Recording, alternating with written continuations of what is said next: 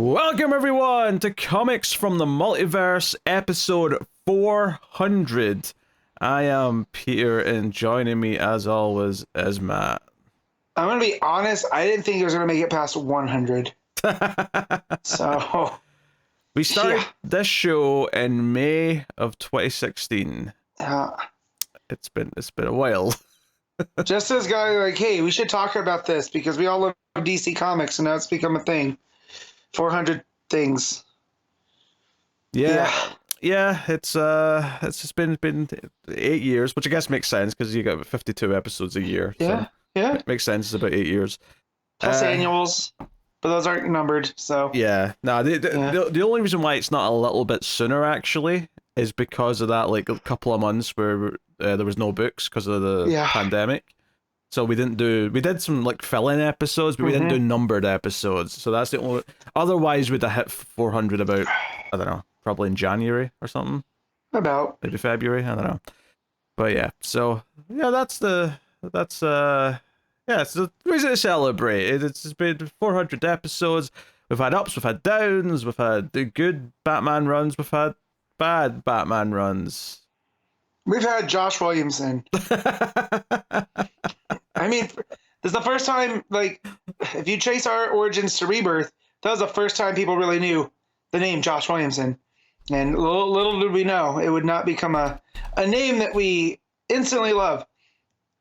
At least, I wish I could go back and tell me from 8 years ago, hey, manage your expectations a little.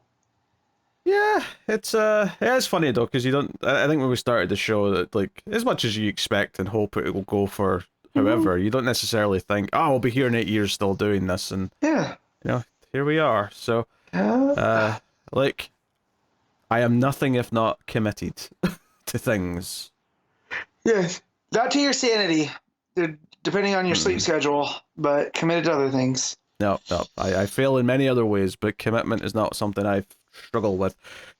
So yes, welcome to the show everyone. It's a DC Comics podcast, and we are going to do a top 10 of sorts for the fact that it's episode 400, but we'll also be of course talking about this week's DC Comics that we read, which is what we always do. So coming up on this week's show, we have Superman 12, Wonder Woman 7, Nightwing 112, Titans issue 9, Green Lantern War Journal 7, Batman Superman World's Finest 25, Justice Society of America issue 9, and Justice League vs. Godzilla vs. Kong issue 6, which is the penultimate issue of that. I kind of went into it thinking maybe the last one. I was like, oh, it's only 6 issues probably. But no, there's 7 of them, so very good. Yep. So that's what's coming up on the show today. So it's a reasonable number of books. We'll start off with the list formerly known as the ComiXology Top 10, and we'll do our top 10. We're going to be deciding between us who the top 10 writers are of DC from the start of Rebirth. And I'm phrasing it that way because it's an easy point to to call it. Yeah. But really what we're saying is since we started the show. That's what we're really saying. But it's just easy to say since the start of Rebirth because that's when we started the show. Or over the last 8 years, who would we put in that top 10 for DC? Yeah, so that is what's coming up on the show. But before we do any of that, Matt, how was your week? It was good. So last Sunday was St. Patrick's Day. I finally watched Leprechaun, to which I asked myself why. Yeah, why did you do that?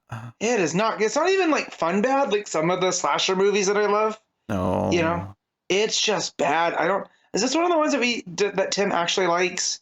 Or is it a mystery? No, I think he actually likes them. At least the classic 6 of them anyway.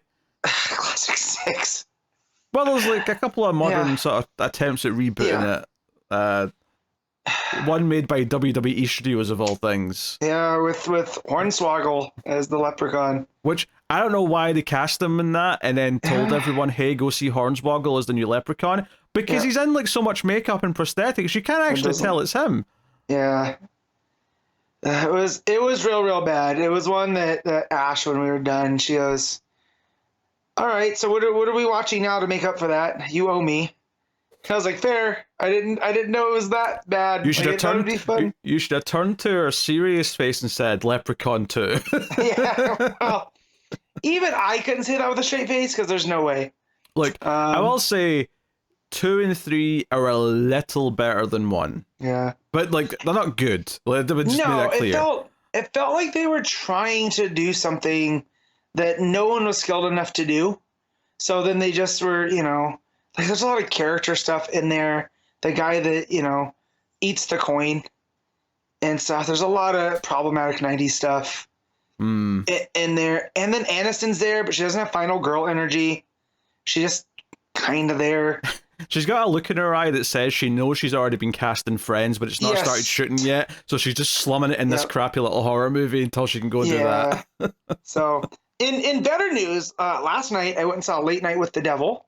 So okay. Yeah, it's very good. Not since Cabin in the Woods have I gone into something so in the dark, because I tried not to know as much as possible. I've stayed pretty clear as well. I'm looking forward to it. We'll be doing it on streams when it's on VOD, which I think is soon. I think it's actually coming out very soon. One funny thing is that has nothing to do with the story. As the movie gets going, there's, if I counted right, 8 title cards of different production studios. It's one of those. But before it starts, which at a certain point, I thought with the gimmick of the movie, I thought it was it, and then I'm like, no, I recognize these. Wait, that's Shudder's. So I'm assuming it'll be on Shudder sooner than later. Yeah. So you find that with some smaller movies sometimes, in order to get funding, they have like 8 production or studios or distributors all funding it. So you end up with a ton of openings. It was low key funny, but yeah, it's very, very good, very surprising. I want more things like this, not necessarily in that style, but kind of like a fresh take on horror tropes. So, and David Dastmalchian, who he's one of those actors that you've seen him in things. You might not have known that's his name, but he's very recognizable. He's very good. So, he's in Dark Knight. Yeah, he's in Dark Knight. He's one of Joker's goons. He's a pretty big scene too with Gordon. Right, it's with Gordon, right? No, it's Harvey you're thinking of. It's with Harvey. Yeah. So, but yeah, very, very good. Other than that, watch some. As I made the wife watch Leprechaun, I felt it was only fair that we watched some things she wanted to. So we watched some true crimey, true life documentary stuff the rest of the week. So yeah. I also had whiplash with movies this week because I think it was last Sunday as well, maybe Monday around then. I watched Drive Away Dolls, and it was painfully unfunny. Like I don't know what it is. Maybe like the Coens need to be together, or something's wrong. But it was like one Coen and I think his wife who made this, and it was just like, if you think the idea of being a lesbian or that dildos are funny, maybe you'll find some humor in. But I felt it was trying so hard, and I got nothing out of it. And it's a shame that Connor's at a concert or something tonight, because he just tweeted last night that he really liked it, and I don't know why. Because he's the only person I've seen say that. And like, I have some friends on Twitter that we all have very differing tastes. Yeah. This movie is one that everyone has lined up on. And yeah, so I had to double check to make sure he didn't post the picture of Love Lies Bleeding, because that's the opposite that I've heard nothing but good things about. And I was like, no, this is Drive Away Dolls. Yeah, so I don't know. From what I've understood, because I haven't seen it, but from what I've understood between that and Macbeth, which is the other Coen, it's almost like they need each other to balance each other out. Because one of them's way too serious, and one of them needs to be tempered down from what they think is funny. And, they hide each other's flaws. But yeah. Yeah, it's a little fascinating, and it was only 85 minutes, but it was a long 85 minutes because I found myself, like, early on, it became very clear, I'm going to find almost nothing in this funny, and they're constantly, Margaret Qualley's doing this thick Texas accent the whole time, which I think is meant to be adding to the comedy, and I wasn't feeling it. Feeling it. Yeah. How do you feel about the Coens genuinely? Like, are you a Lebowski guy? No, I don't hate Lebowski, but I like No Country for Old Men. I like Fargo. Probably the more serious veering movies by and large. Because Lebowski was one that I didn't think, and same with Raising Arizona, until I watched it a second time, where I kind of know where it's going a little bit. I didn't appreciate the humor, but that doesn't seem like the type of thing that's going on with Drive Away Dolls. It feels like it's not one of these kind of layered jokes that'll land on a second viewing. So that's kind of sad. Yeah, yeah. It's a shame because it's such a good cast that I feel like it wastes entirely. So that was a shame. But I ended up watching a movie called After Sun just the other night, which I even know. Well, I knew before I watched it, but when it was first suggested to me to watch it, I didn't know it was made by a Scottish director. So that was kind of a weird thing because I don't know if I've watched a movie by a Scottish director before. And it's got Scottish characters in it, and it's a sort of arty drama. About like remembering like this holiday this woman went on with her dad when she was a little girl when she was like 11 years old, and it's just, it's not quite this, but it was giving me a lot of the same anxiety that 8th grade did, where it does a really good job of like putting you in like what both characters, what the daughter and the dad are both feeling, what the differences are, what maybe the tension might be, and there's this adolescent kind of element to it as well. She's at that age where she's just starting to think about things like kissing and boys and all that stuff. Really well done. I was really quite impressed by the end of it. It only came out in 2022. It's a pretty new movie. So yeah, I think it was up for a couple smaller awards last year, because I remember one of the film shows I listened to covered it. And so I know my friend Alden likes it. So when you guys line up on movies, it always cracks me up.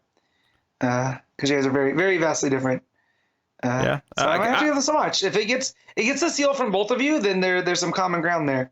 Yeah, I'd heard of it when it came out, but I didn't know anything like what it was, what the setting was, the fact that it was mainly a Scottish movie, which is just kind of weird because I don't think I had this thought as I was watching it. I don't think I've ever seen a Scottish child in a movie before, so it was kind of weird hearing a kid with an accent, doing like a dramatic role. It was interesting, but I recommend it though. It was very good. You can tell it came from this place of like remembering your parents and kind of this sort of bittersweet type memory thing. Nice. But no, very good. So yeah, that was. I mean, all on the stuff I watched for various shows. I've been playing a lot of video games. I despite the fact that I've not finished Final Fantasy VII Rebirth yet, I got Dragon's Dogma 2 this week because everyone was praising the crap out of it, which I really shouldn't have done, but I justified it because I know there's nothing else coming out for like at least 3 or 4 months, so it's not like there's going to be anything else trying to compete for that money or time in the near future. But it's it's fun so far. Anyway, that's good. Yeah, no, that's been pretty much it. It's been a busy TV week. Netflix had a new show started, Three Body Problem, which I tried. Interesting concepts. I wouldn't say it hooked me though because of the characters were a bit flat.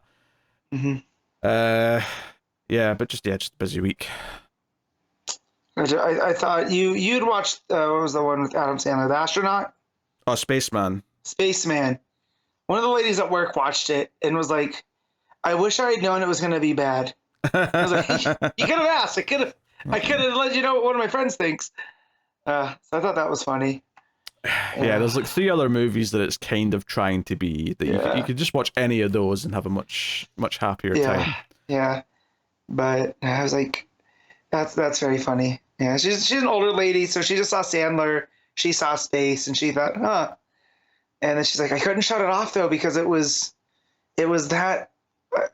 Like, I couldn't believe what I was watching. So that's, I guess, the power of Netflix. You can shut it off at any point, but, it had her hooked. What did you think it was? Like, Adam Sandler trying to find, like Carl Weathers in space now that he's dead? Like, just searching for his ghost? I don't know, because most people, when it comes to Sandler, don't think, his more dramatic stuff. She's not thinking Uncut Gems and, Punch Drunk Love type stuff. They're thinking it's probably going to be funny. Because I know a lot of people, especially older people, I don't necessarily think they're watching the trailers to try to get a vibe of what it is. So just saw Sandler Space and was like, we'll give this a watch. Yeah, and, it's not funny. I mean, to be fair, it's not really trying to be funny. Other than maybe a couple of dry bits of humor, it's not trying to be funny in any way, shape, or form. Adam Sandler, that whole movie, has just got one expression. Like, he's really not given a whole lot to work with in terms of acting. So, hey, it is what it is. Anywho, shall we get into things? Let's get you going. Let's look at the list formerly known as the ComiXology Top 10. We'll look at Tuesday and Wednesday because that's how the Kindle store rankings splits them up. So, what do you think was number 1 on Tuesday, Matt? Let's see. Let's go with. Do I do Wonder Woman or do I do Superman? Superman's in both. However, there's an anniversary issue with World's Finest. But World's Finest usually doesn't sell that high. So I'm going to take a swing and say Wonder Woman. It is Wonder Woman, as a matter of There we fact. go. Number 2 is Justice Society of America. Really? Yeah. Number 3 Shocked. is Godzilla Kong.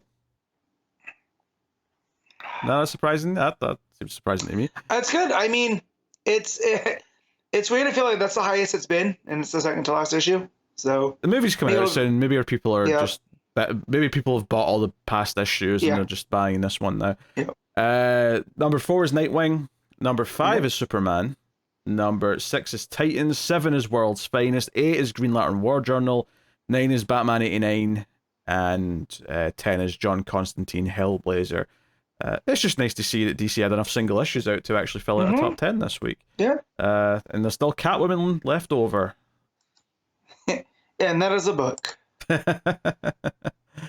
Yeah. And there's seemingly a bigger collection of the New 52 Justice League that's $35. I assume that's at least 2 trades worth.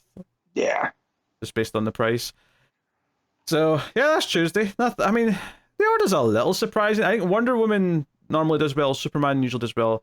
I think World's Finest has done better than I think I would have thought it did. Yeah. But, I mean, some of these books are clearly... I do feel like World's Finest, judging from my shop, though, I think it sells physically pretty well. You know, I think people want that art and whatever. No, but I think in past months it has been quite high on the top 10. Has it? Yeah, I think so. I think we've been surprised before, and we just kind of assumed, I guess Mark Waid's name's enough to get enough people on board. But I guess, this week you've got all these things. Honestly, the bigger surprise for me is Godzilla Kong jumping up. But again, maybe it's just because the movie's out soon and people are catching up, I guess. That said, though, at this point, well, I suppose it'd have to be the higher tier, but if you're on Infinite, like all the previous issues would already be on Infinite now. But maybe they don't have Infinite.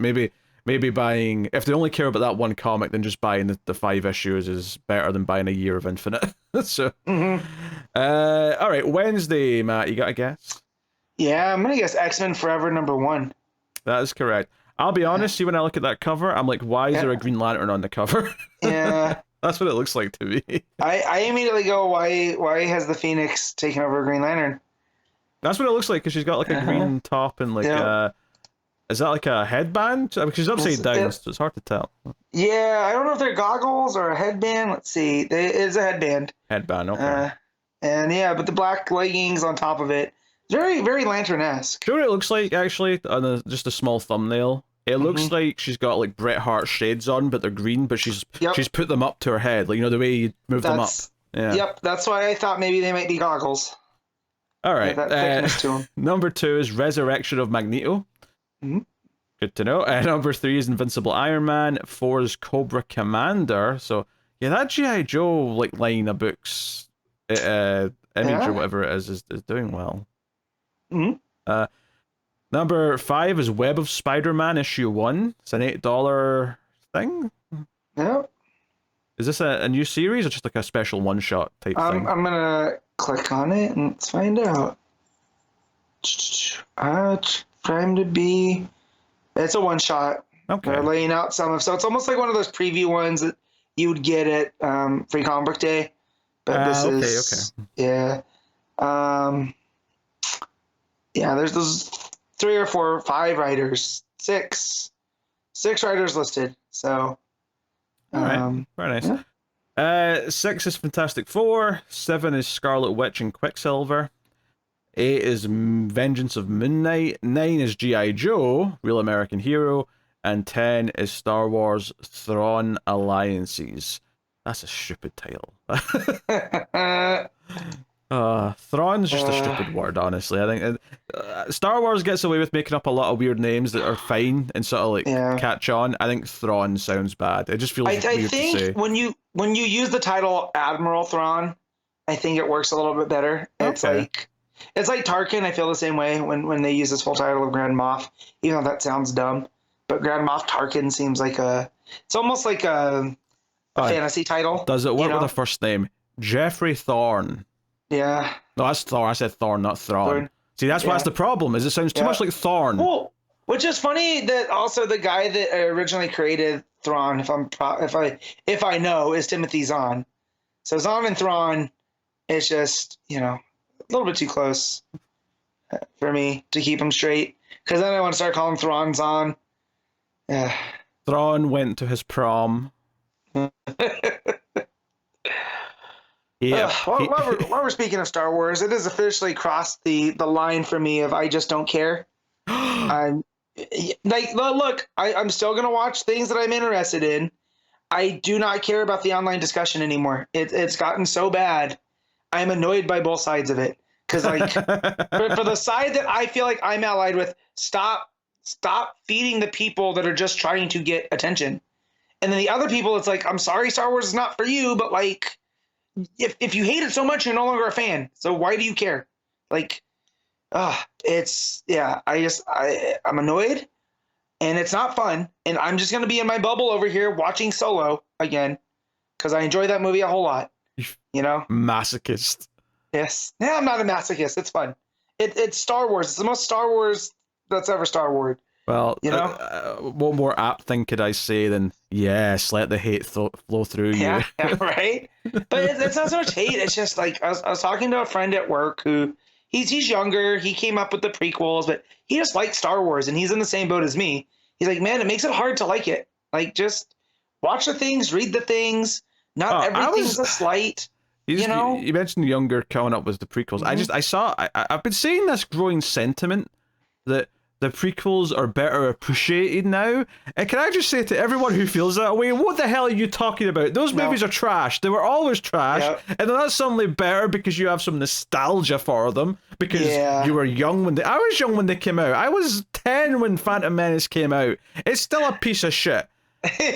So it's funny because I saw someone on Twitter go, I was too harsh on Attack of the Clones. I was like, no, you weren't. You probably were not harsh enough. That movie's so boring. And I say this. Tomorrow, in 24 hours, I am going to be recording a review of The Phantom Menace. For the 25th? Yes, well, it's a combination. It's the 25th anniversary, plus May's got Star Wars Day. I hate saying that. Yeah. May the 4th.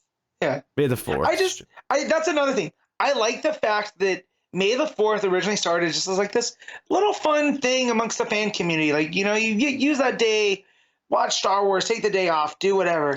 I hate how it's become so, like, not corporatized, but they're doing a May the 4th, and I can't think of anything I want to do less.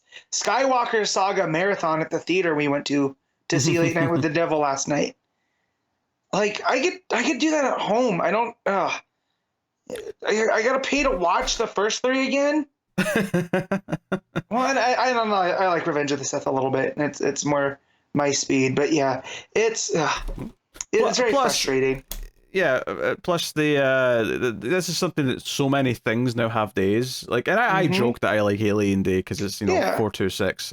But at least that's a number that comes from the movie, unlike May the 4th, just sounding vaguely like a sentence. Yeah, but I like the idea of Alien Day that's 426, but like the Alien fans haven't gone like full in on it where they're doing whole big things, and it makes me appreciate it. And I'm not even that big on Alien because this week. Mass Effect, the video game, there's a day for that because like their thing in the game is that the suits all say N7 on them.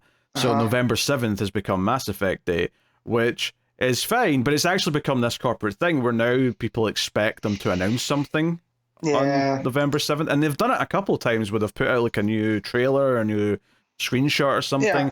So yeah, and there's more of that stuff happening as well. Like, I feel like I can't go a week now without there being a day. Either like a more genuine day, or a day that's about raising awareness for something, which is obviously a good version of this. And then no, here's a media property that now has a day. Batman Day's been a thing for years at this point. Yeah, and like again, I feel when it comes from like the grassroots fans just doing stuff to enjoy the thing they like, fine. But now when it starts being pushed down and we're doing like theaters are doing full on marathons, like I feel like I'd do the same if they tried to do an Alien marathon day on 426. You know, like I don't know. It feels like a lot. So, I'm at the point with certain fandom. Just like I just want to be over here. I'm starting to feel like old man. And it's not even stay off the grass. It's like let me stay on my grass. Like I'm gonna be over here. You guys do your thing. Just don't talk to me. I am all for scrapping Bonfire / Guy Fawkes Night and just making November 5th Back to the Future Day, because I don't mind that. Yeah, because that's actually the date in the movie they go back to, November 5th, 1955. Yeah. But see, because it's the date that Marty goes back is the 22nd of October, right? Or is it 25th? You mean that he leaves? Yeah. It might be. I don't know. I don't remember what day he leaves. Because I remember this argument happening that which day should be Back to the Future Day. Is it the day he leaves or the day he goes back to? The day he goes back to. The day he leaves is irrelevant. The day he goes back to is the important one. Yeah. That's the one where Doc Brown goes, yes, November 5th, 1955. It's like emphasized. It's important. It's the day he invented time travel, Matt. This is important. Yes. Well, he slipped and hit his head on the toilet and invented time travel. Which I use that reference to one of my friends who's like younger, and she didn't get it. And I was like, God damn it. You Utes. The children are not okay. They are not. And she's not even that much younger. She is probably because she didn't grow up with Back to the Future. Right. But I was like, yeah, I'm going to have to hit my head and create time travel in order to fit everything in. And she goes, wait, what? Why would that happen? I was like, Doc Brown. She goes, is that your doctor? I was like, oh, no. Yeah. Fun times. So again, I'll be over here on my grass. Just leave me alone, enjoying my stuff, watching Jurassic Park and Indiana Jones. And, it'll be fine. You should go outside your comfort zone, but I do. I have because of you. That's why I like horror now. And I watch Terrifier. Right, I'm excited for Art to come to Christmas. Did you watch 2 yet? I don't remember. Yeah, I watched 2 because we talked about the bedroom scene and why that happened. Right. Because the pandemic, and they just kept filming stuff. I love it's because they kept filming stuff. They kept making more things to put in the scene. Like, well, we can't shoot. I'm going to make some extra disgusting props that we can have some fun with. So I do come out of my comfort zone a bit. It's happy there. It's warm. There's Taco Bell. I like my comfort zone. All right. Well, let's get on to the bonus section, the episode 400 extravaganza. We're going to decide the top 10 writers of DC since the start of Rebirth, since the start of this show. We're celebrating the last 8 years. We discussed a few different ideas. One thing was maybe like different what stories or runs could be a top 10, but then we thought, the same writer might show up multiple times if we do that. Maybe it's better to just celebrate more, like what writers have done a lot. So we kind of, this is the same thing we kind of do at the annual episode for the year, but now we're doing it for all 8 years that we've had of the show. So I'm sure there's some obvious names we're going to mention. There might be some more heated picks that may have to be debated a little bit, but we'll form this top 10. Although me and you tend to line up more than someone else who will remain nameless. Let's not hear this name is Connor. Yes. Me and you tend to line up, even if we'd have them at like, I feel like we'd have the same 1, 2, and 3 just in different spots. If that makes sense. Maybe. Well, Matt, you can nominate the first name. Who do you? Do I go for laughs? Someone that I know is not going to make the top 10, or do I go? So I will throw out there Ram V. Okay. For Swamp Thing, for his current tech run, for Justice League Dark, for the Vigil, and Catwoman. And Catwoman. He's a writer that numerous times I've said I'm out on a book, and they announce him, and I'm like, I'm back in. Like Catwoman. I let that go a couple issues. He's one that wasn't there at the start, right? And I know he kind of came in initially with Justice League Dark, but I wasn't reading that. So it really feels like he's like a sort of later comer over our like, time period. I'm sure it's actually been more than half the show at this point, but it feels like he was a later comer into the fold of writers who are working on DC while we've been doing the show.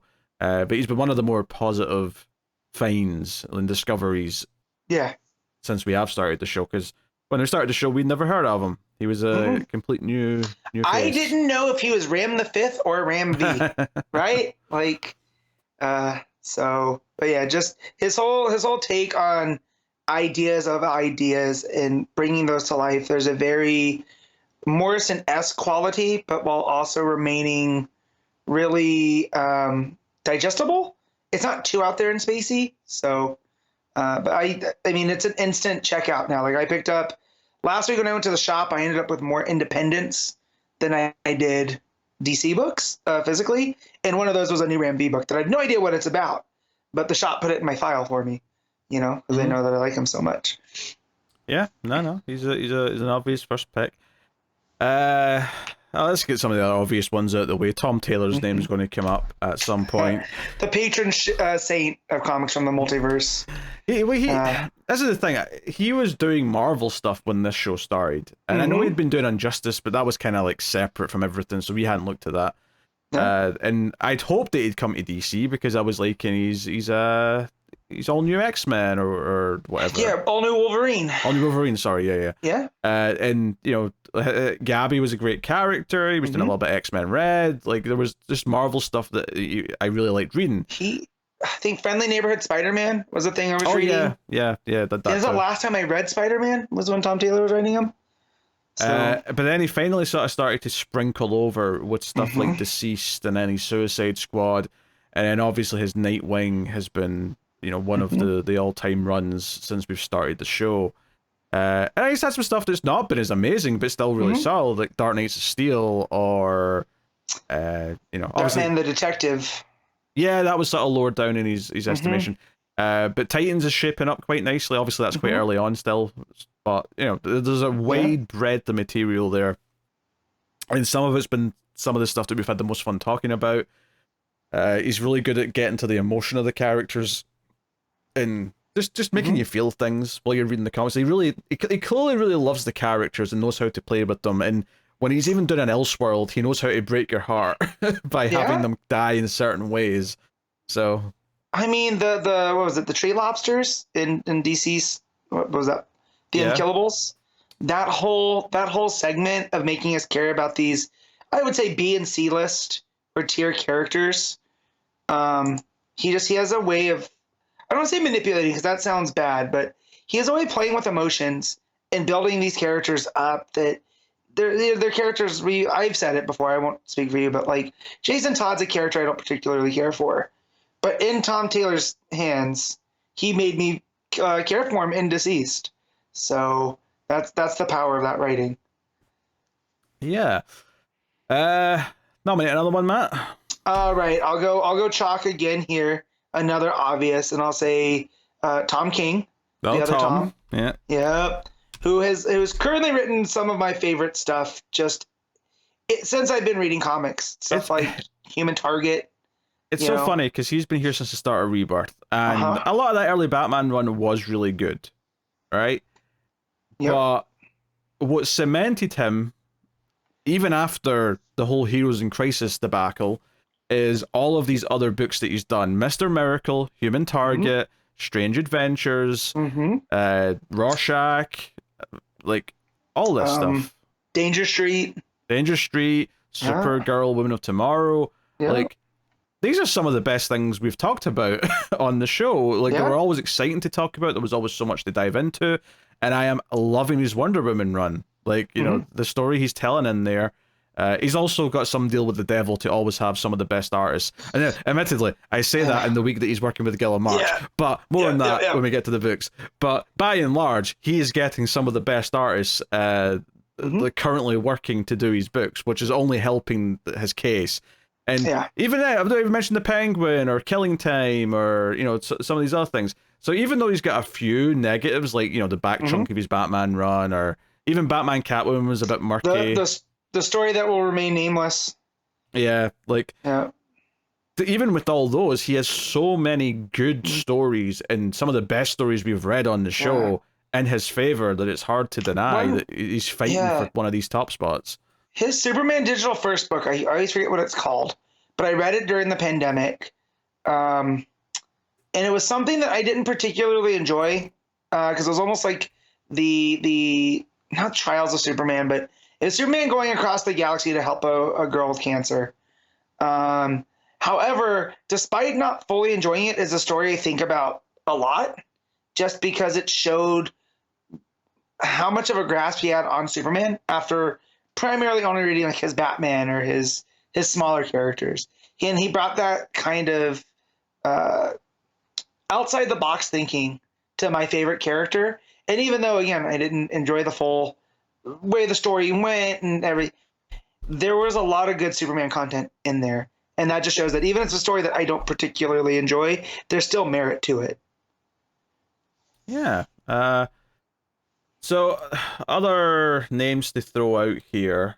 It probably makes sense to we're saying ones that are still doing stuff right now because it just quicker in the brain. But obviously didn't show up until much later on in context of Rebirth, even though he's a classic writer. That's Mark Waid. Obviously the exit of Didio and the changing of the guard kind of paved way for him coming back. And, you know, we've had some interesting stuff. We've had, obviously, World's Finest is up to issue 25 this week. Shazam's been there. He did 9 issues of that. And then, obviously, did that event crossover with, you know, well, he did part. He was the architect of it. Yeah. Yeah, he had Batman versus Robin and that whole thing.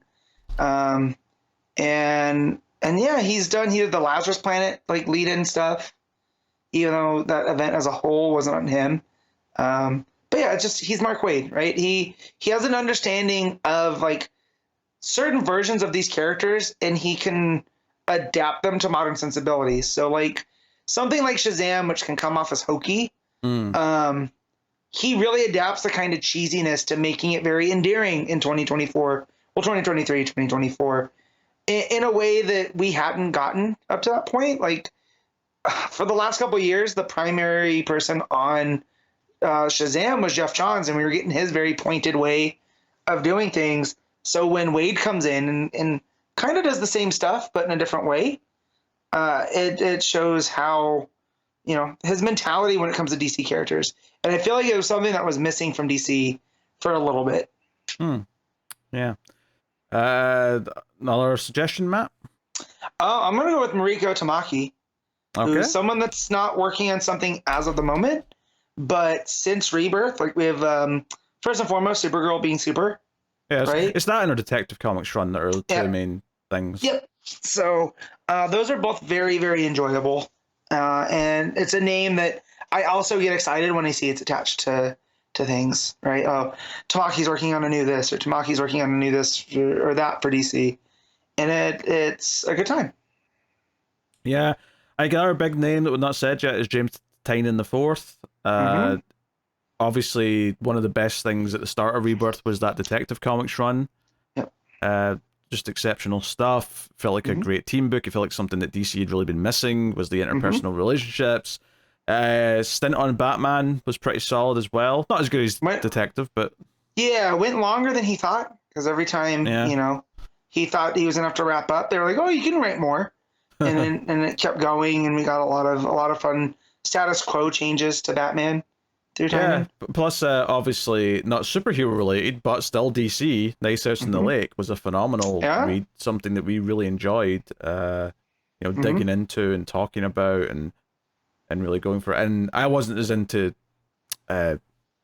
Justice League Dark, but you guys were into his that. Justice League Dark stuff. He had the Upside Down Man, and then he passed that baton to Ram V, and Ram V picked up those pieces and really worked on them. And then outside of the traditional superhero stuff, but also at DC, he picked up the Sandman stuff, right? That's right. So I read a couple issues of that before I got behind, and I know I think Connor's still reading them as they're coming out because there's different iterations of the same story, not the same story, but continuing the threads. So, but yeah, no, Tynion, it's definitely a name that I'm missing at DC, but I'm glad he's over, you know, doing his creator-owned stuff right now.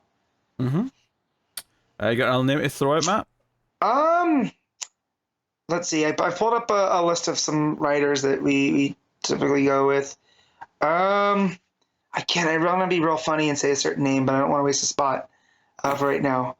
So I'll go with someone that's pretty close to me because of his Action Comics run, and that was Philip Kennedy Johnson, who came in during Future State for Action Comics and would go to tell one of my favorite Superman stories, and is now telling a story, continuing threads from that story into Green Lantern, which is another favorite property of mine. So just his ability to take superhero stuff and make it seem mythic, like he's telling like legends stories about these characters, but everything still fits. It's something that I haven't seen a lot of writers pull off successfully. Yeah, he's like Warworld Saga was a phenomenal thing that really felt like a big epic story, and War Journal has been a really emotional story so far with John Stewart, and you're in a good place with a writer when you're like, oh, give him another book, go on, give him another book, and obviously that might not be feasible. He may have too many indie projects, he might have some non-comic book projects for, I think maybe writes for TV or whatever as well, I don't know if he does, but there's a lot of reasons why it might not be.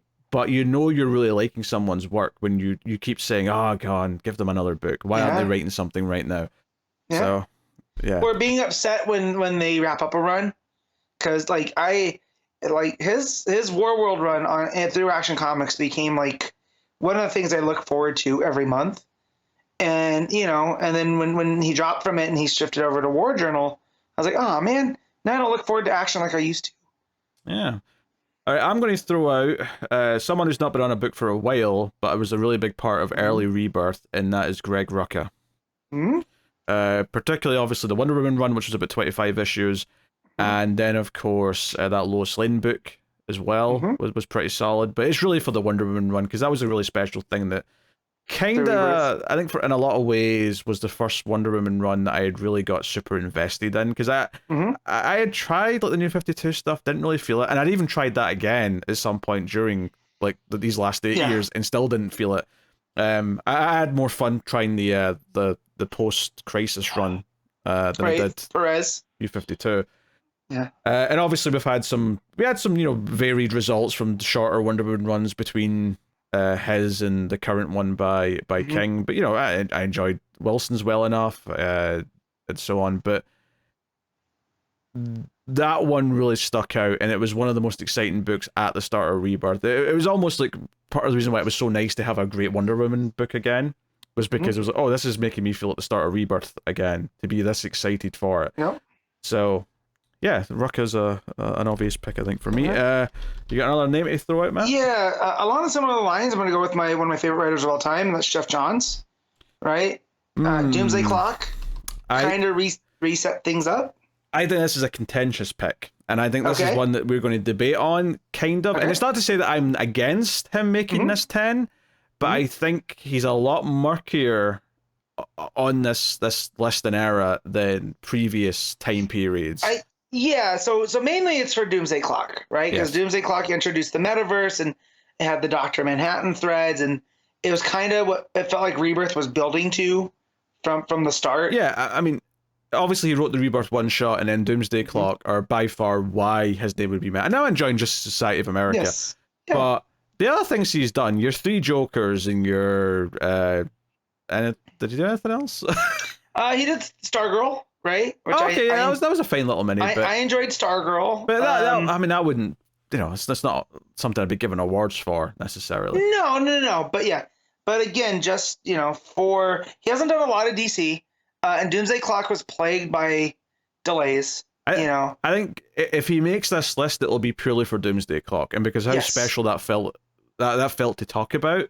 But I think he might be a tough sell as being, despite the fact that he wrote the Rebirth one shot and the Doomsday Clock is so tied to Rebirth and a big part of these last 8 years, he almost feels like he doesn't belong, because this really has not been the era of Geoff Johns these last 8 years. I would not disagree, but I feel like a Rebirth list would be incomplete without at least talk of Geoff Johns. But it's not specifically Rebirth list, it's obviously past that as well. Right. But so I get why you're saying him, but it's definitely a weirder pick in this case. Looking elsewhere, you got another? What was me? Yeah, I have a couple more. You fire one out. You go. So this is mainly for me and for Connor, but G. Willow Wilson for Poison Ivy, a short but for me celebrated Wonder Woman run. Those are the two that primarily come to mind. and it's just basically been consistent.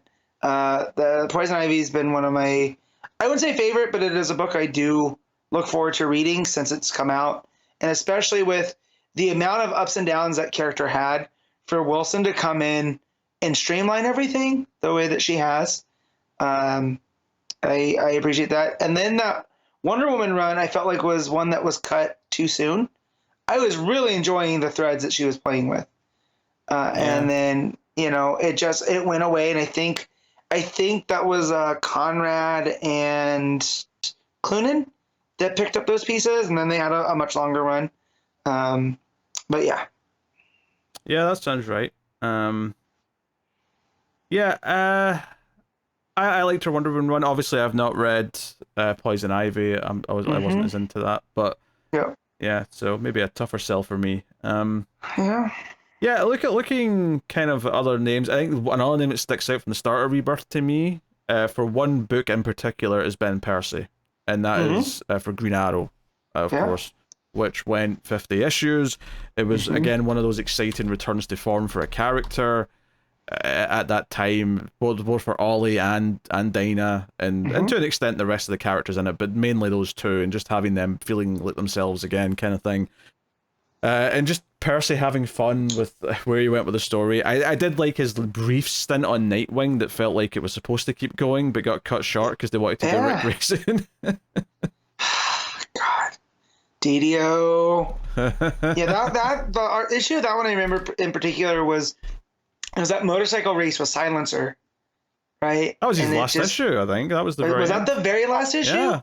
That was the two-parter at the end. That was the final. It was a lot of fun and showed a lot of promise, and then we get the flipping Rick Grayson BS, and we were all sad. Oh yeah, we were all sad. Absolutely. But yeah, that's a good one. I have another name pulling that far back into Rebirth is Robert Venditti, right? Okay. For Hawkman, one of my favorite runs for a while. He did the Freedom Fighters, and then took over. What was it? Did he take over Justice League at one point? I feel like oh man, I'd have to pull up. He might have done like a couple of arcs. I don't think it was a long one if he did, but it doesn't sound wrong to me though. No. Now that you're saying so, and I feel like he did a lot of Batman, Superman before that became World's Finest. Which just reminded me of another name too that pulls back into Rebirth times. So, but yeah, Venditti is another one that I will, especially lately. He just did that Sandman, and it felt properly pulp, fit in with a lot of the rest of his work. And I was like, oh, how come Venditti's not writing more at DC? And then you look at everything that's going on at DC, you're like, oh yeah, there's not a lot of fat to trim and places to put him. So.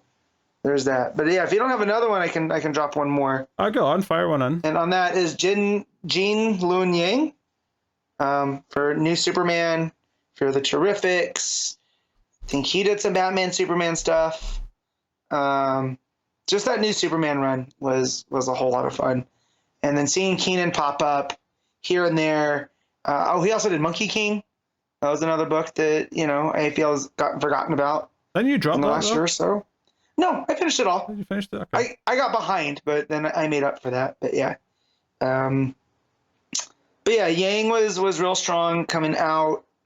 I think he was working for DC even before Rebirth. So that was a name that when he was getting to write the whole idea of China's Superman and the Chinese Justice League and doing their version of the heroes that we know so well. So like his version of Wonder Woman pulls from Chinese mythology of the story of the green snake and the white snake versus Greek mythology for Diana. So that was a whole lot of fun. And recently, I think he did the backup in action, and we got to see Keenan again, or his Keenan, anyways. And that was a worthwhile time. Yeah. Joe, I'm actually just looking through some random months from previous years to refresh my memory, and you kind of forget how long some runs have been going, because I'm like, obviously Taylor's like building up to the end of his Nightwing run, but I'm like, oh, I'm in like mid 2021, and he's already writing the book. Like that had already started. I'm actually just trying to find when his first issue was. Wasn't it in the 70s? It was now 78, yeah. Yeah. Which was March 2021. So Yeah. that's a 4-year run. But by the time he's done, that'll be over 4 years he's been on that book, which is actually very good. So that's a pretty sizable run. Yeah, just wild. Yeah, I feel like we've done a lot of the obvious picks. I'm trying to think of like any of these other like kind of like black label books that might have someone that I really want to mention. I feel like obviously one of the books we loved at the start of Rebirth was Green Lanterns, which was that Humphreys to begin with? Humphreys. Yeah. I think that was the other Venditti book, was Howlin' Pals. Yeah, that's right. Yeah. So I don't know if I'd be necessarily driving for him, but I feel like it's worth mentioning because it was such a big run at the start of the show. Yeah. I mean, you had a Green Lantern book anchored by the 2 newest Green Lanterns, and he made it work. Yeah. It's funny. No one's mentioned Joshua Williamson yet. What's up with that? That was the one I was going to do for laughs, but I feel like that's such a name now that I do feel he's important to the early parts of Rebirth. And like as much as I adore his Robin, and I feel like I mostly tolerate the rest of his stuff. You know, like his Superman is fine. His Green Arrow, I have a love-hate relationship with. You know, Flash started pretty inspired, but at the end we were happy that it was switching to somebody new. So yeah, Flash was a fun enough read early on, but like obviously it really nosedived in the back half. Like it really went down a bad place. Yeah. And that was a rough time. I guess an argument you could make for these last 8 years, even though I do think most of his stuff kind of went downhill, is Tomasi, which is why I don't think we've said him yet. But obviously, that Superman book at the start of Rebirth was kind of a big deal for a little while. Rest in peace, Goldie. Yeah. You know, likewise, it was like one main run in some events, but I guess we have to mention Scott Snyder. I mean, I wouldn't really be rooting for him here, I don't think, but yeah, he had a long Justice League run, and then obviously did the 2 Metal events. That was kind of his main contributions by and large. Yeah. So. I mean, by that note too, we should mention Bendis, because remember the Bendis is coming. Of course. Yeah. And I am far more lenient towards his Superman run than I think many people. I think there's a lot of good things in that Superman run. Particularly the Action Comics side of it, but yeah, it is tough now though, looking back, going, oh, is he one of the best writers of this era, right? Yeah, I'm not sure. Not at DC, maybe over at Marvel, maybe that still goes, but I mean his Legion killed my interest in a Legion book for a minute, you know, because it was just kind of messy, and he was trying new things and it wasn't quite working, and I was just like, I don't need to keep reading this, so I ended up falling off.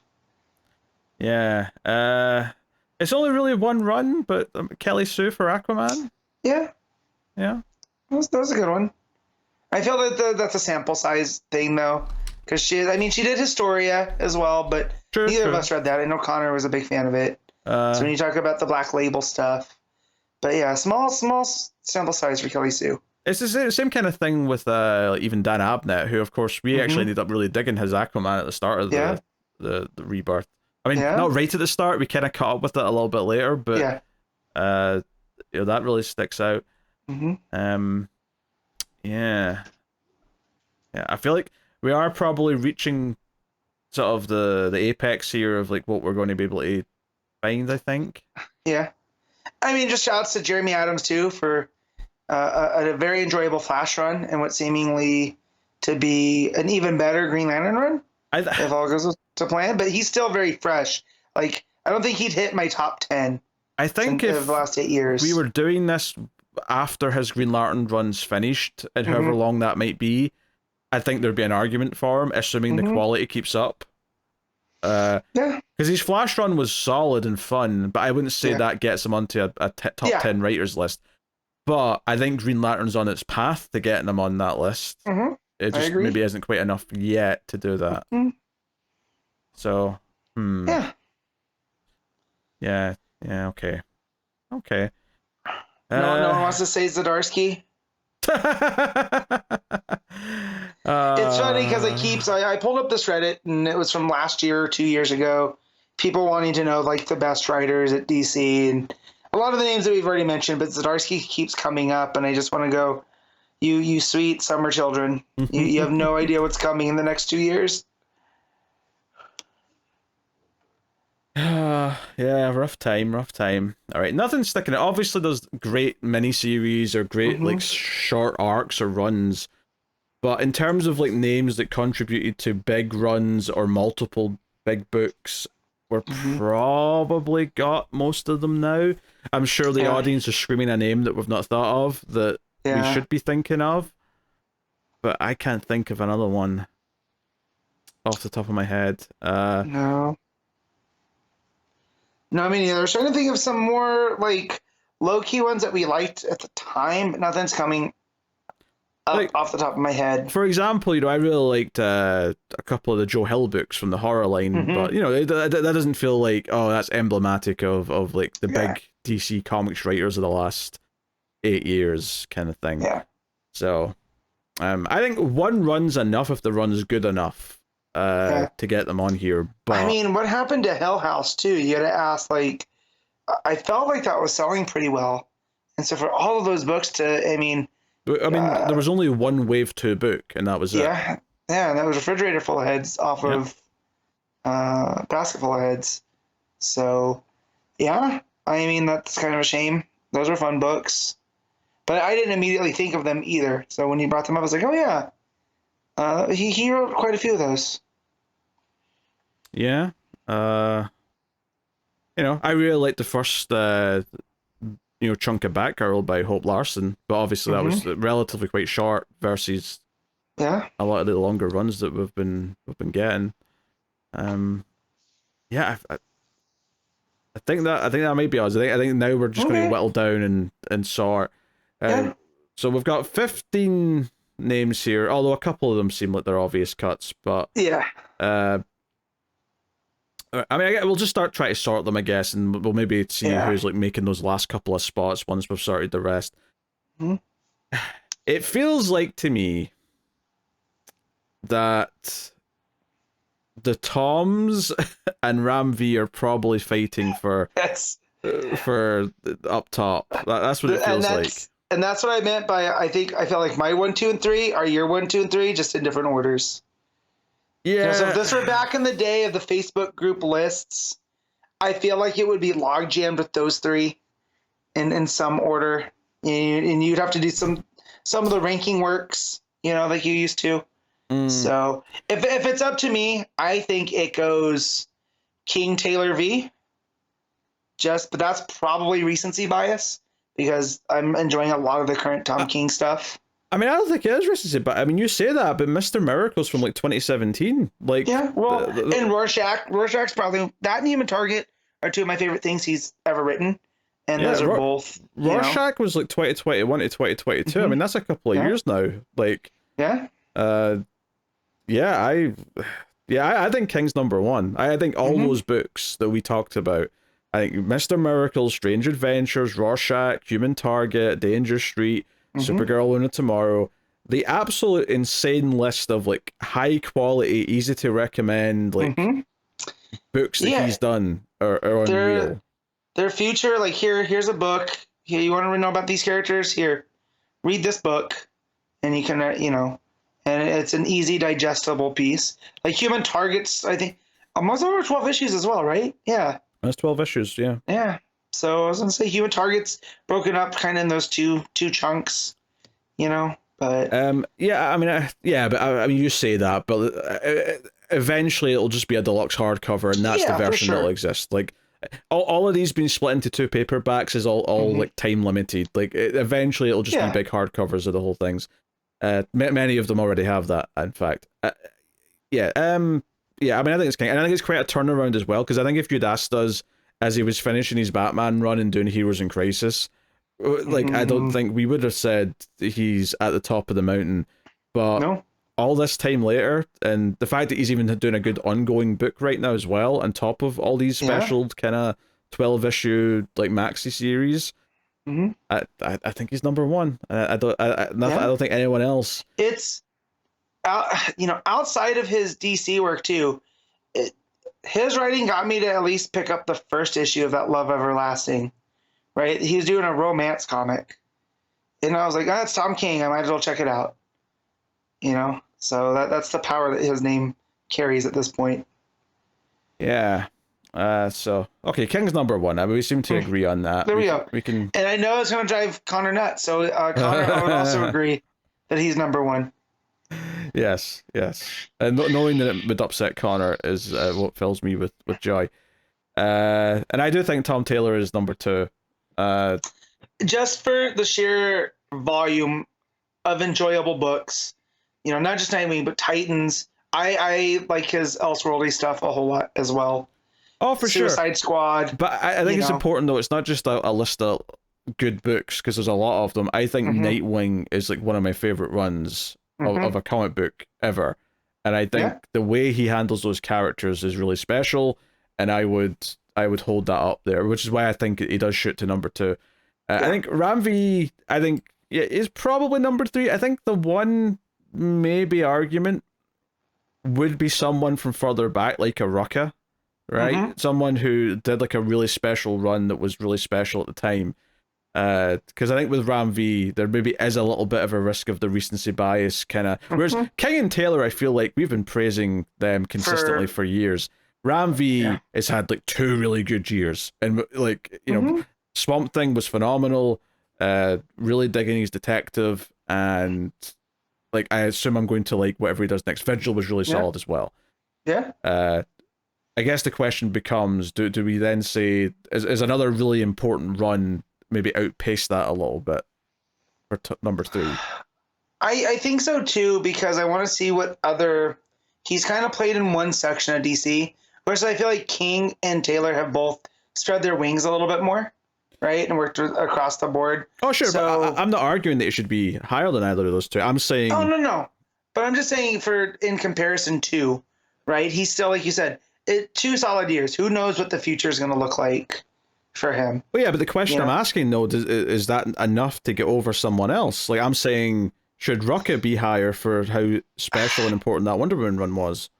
I don't think so, because I do. That's one of my favorite issues of all time, right? Wonder Woman 8 has become a meme on the show.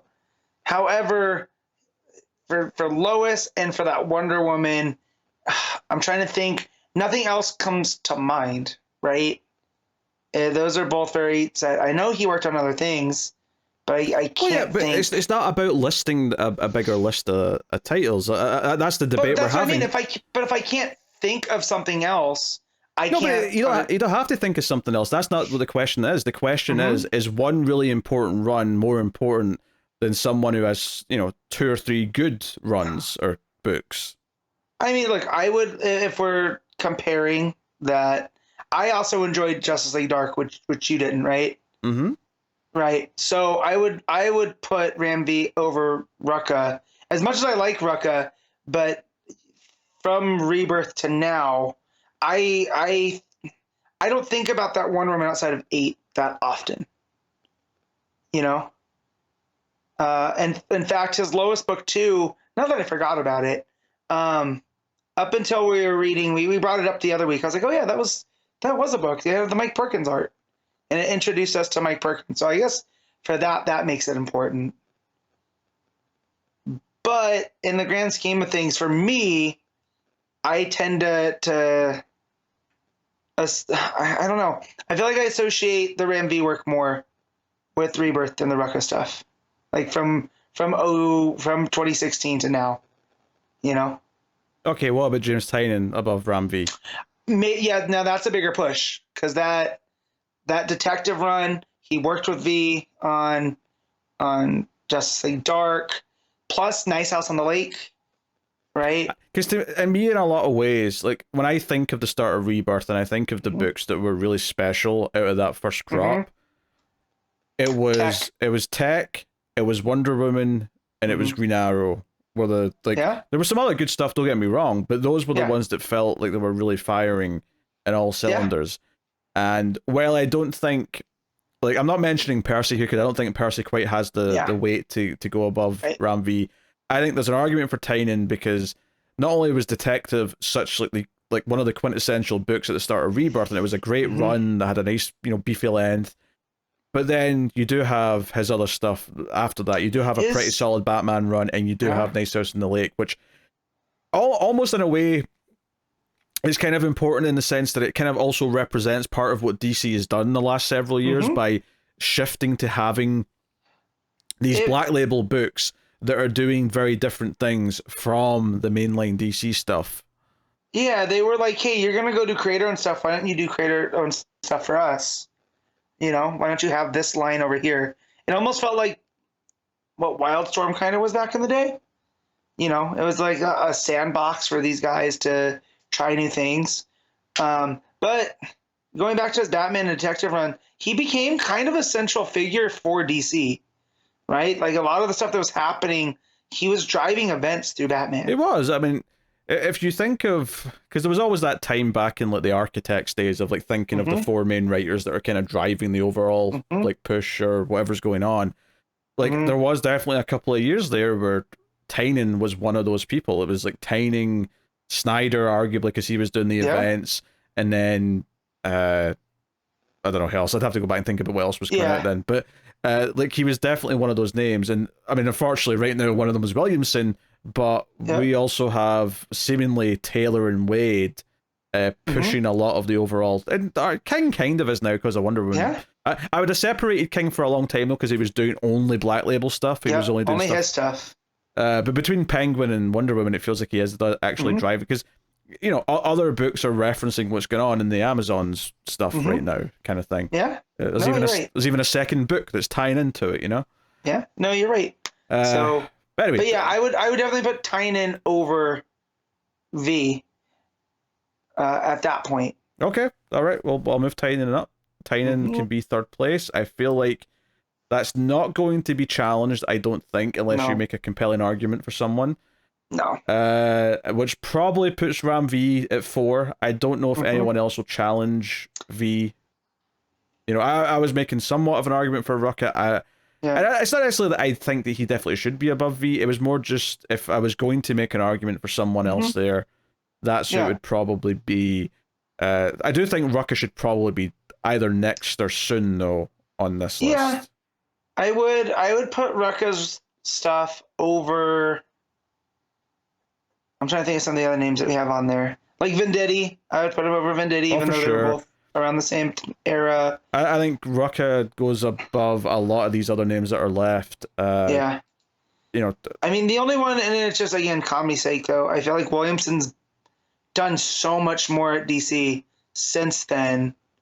And I don't just mean in volume, but just being a crafter of the universe, that it almost feels like he should be over. But I didn't enjoy a lot of that stuff that he was crafting. Man, he's not even on the list. He's not in contention. Yeah, so I would be fine putting Rucka. I need to see what else. What has Rucka been up to as of late? 'Cause I feel like we're forgetting something. It doesn't matter though. In the context of this, it does not matter. We're saying that matters. It matters to me because I feel like I'm forgetting something. But it's not relevant to this list. Oh jeez. I think Rucka is above Tamaki. I think Rucka is above Wilson. I think he's above Percy because I think Rucka and Percy are very comparable in terms of amount written because they both had a run and then did like a mini or whatever, or was a short run in Nightwing versus like the Lois Lane book. But I think Rucka felt more important at the time, and I enjoyed Wonder Woman more at the time than I did Green Arrow. I did like Green Arrow a lot. But I think Rucka does go above him. I think right now, I think you could argue for Philip Kennedy Johnson. I think though it's a very similar scope of work right now, and I would say Rucka edges out above him just now. Obviously, in a couple of years, if Johnson keeps writing more great stuff, that'll become a very different discussion. Yeah, I feel like a lot of the stuff that King's doing is only in Wonder Woman is kind of only possible because of what Rucka set up in his Rebirth run. Yeah.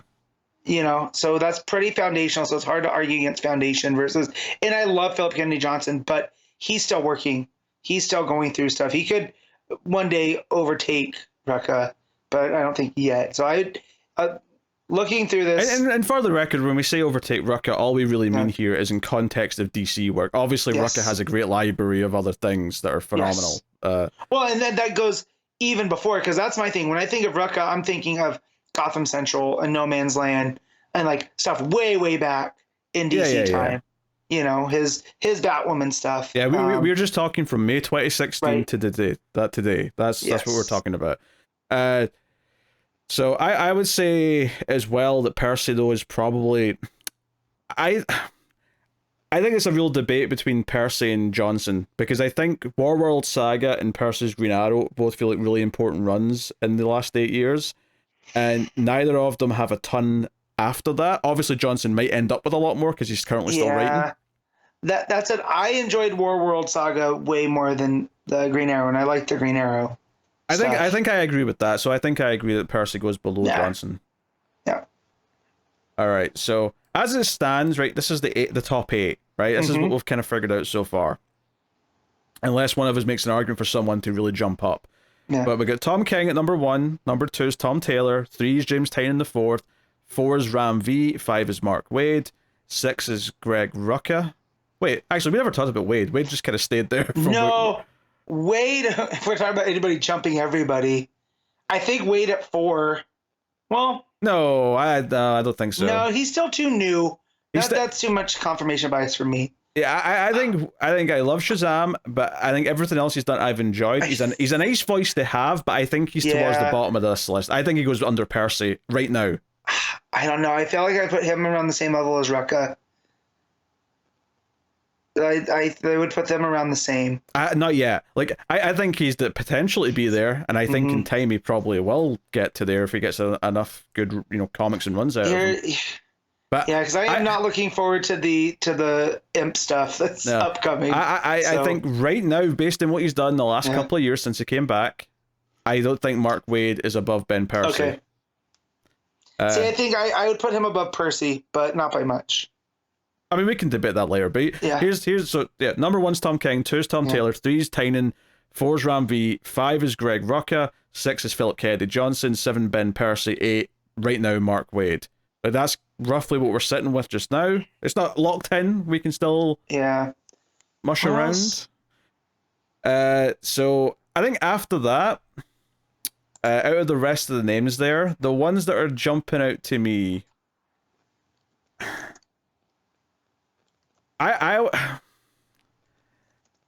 it's tough because there's a couple of them that I'm definitely not, like, they're definitely not as, like, for me, like, obviously, like, I like Wilson as a writer, but obviously because I don't read Poison Ivy, she's not jumping out to me as being here.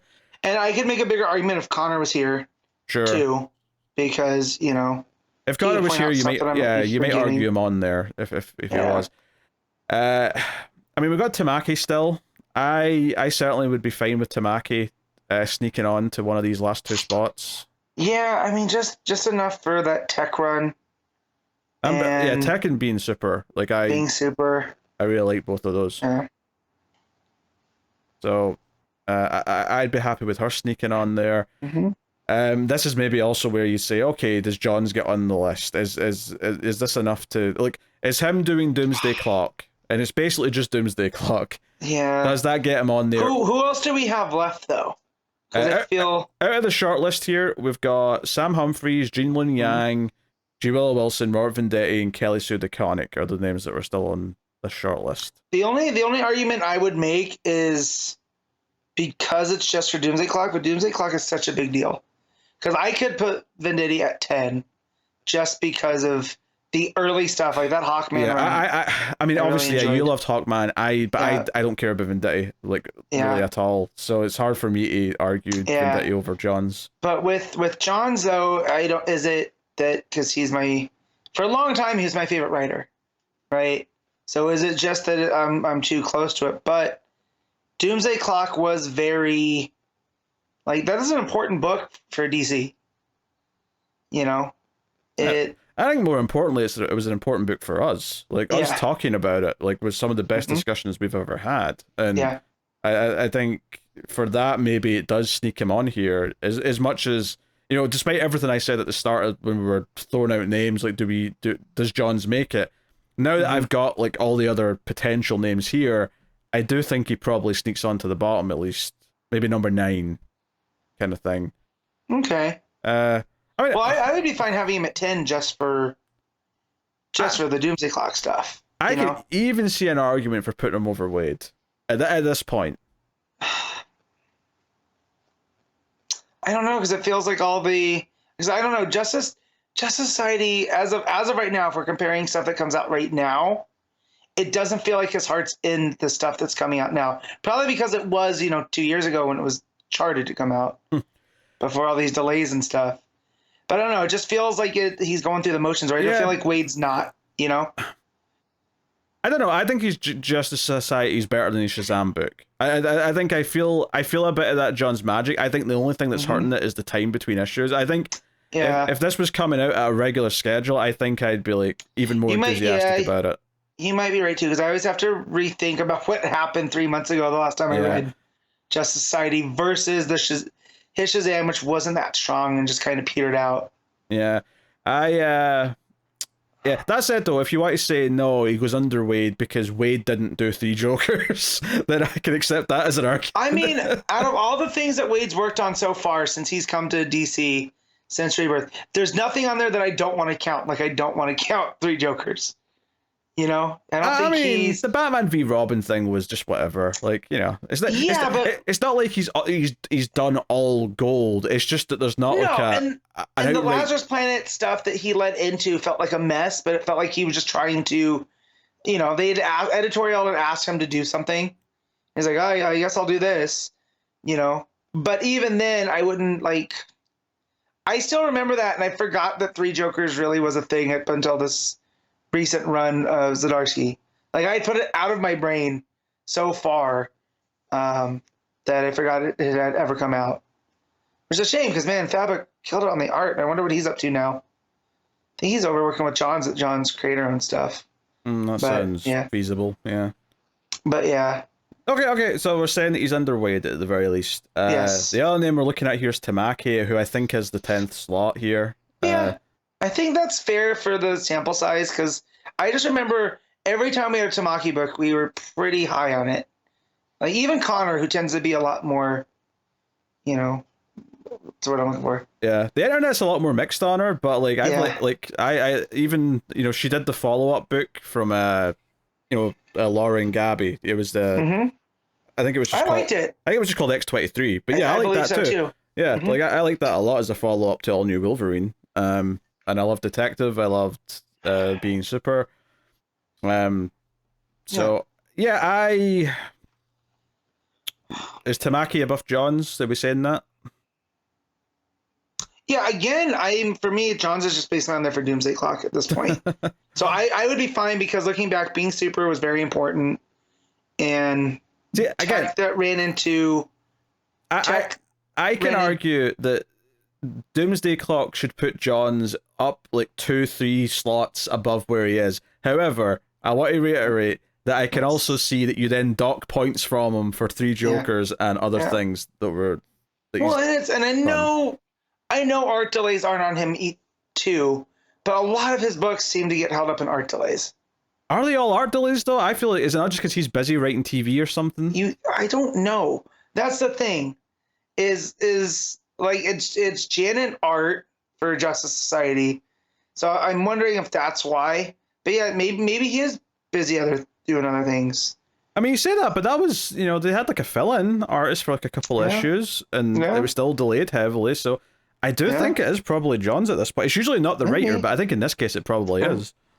And maybe, and you know what I mean. So, I don't know. I'm having fonder memories of like the Tower and that type of stuff, and Tamaki's take on Huntress.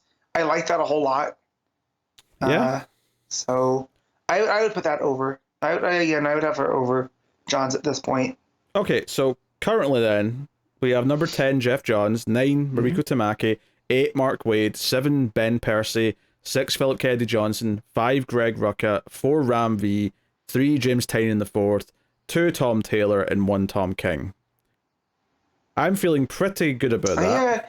Personally, the only ones I would flip are Waid and Percy, but that's just a taste thing, you know?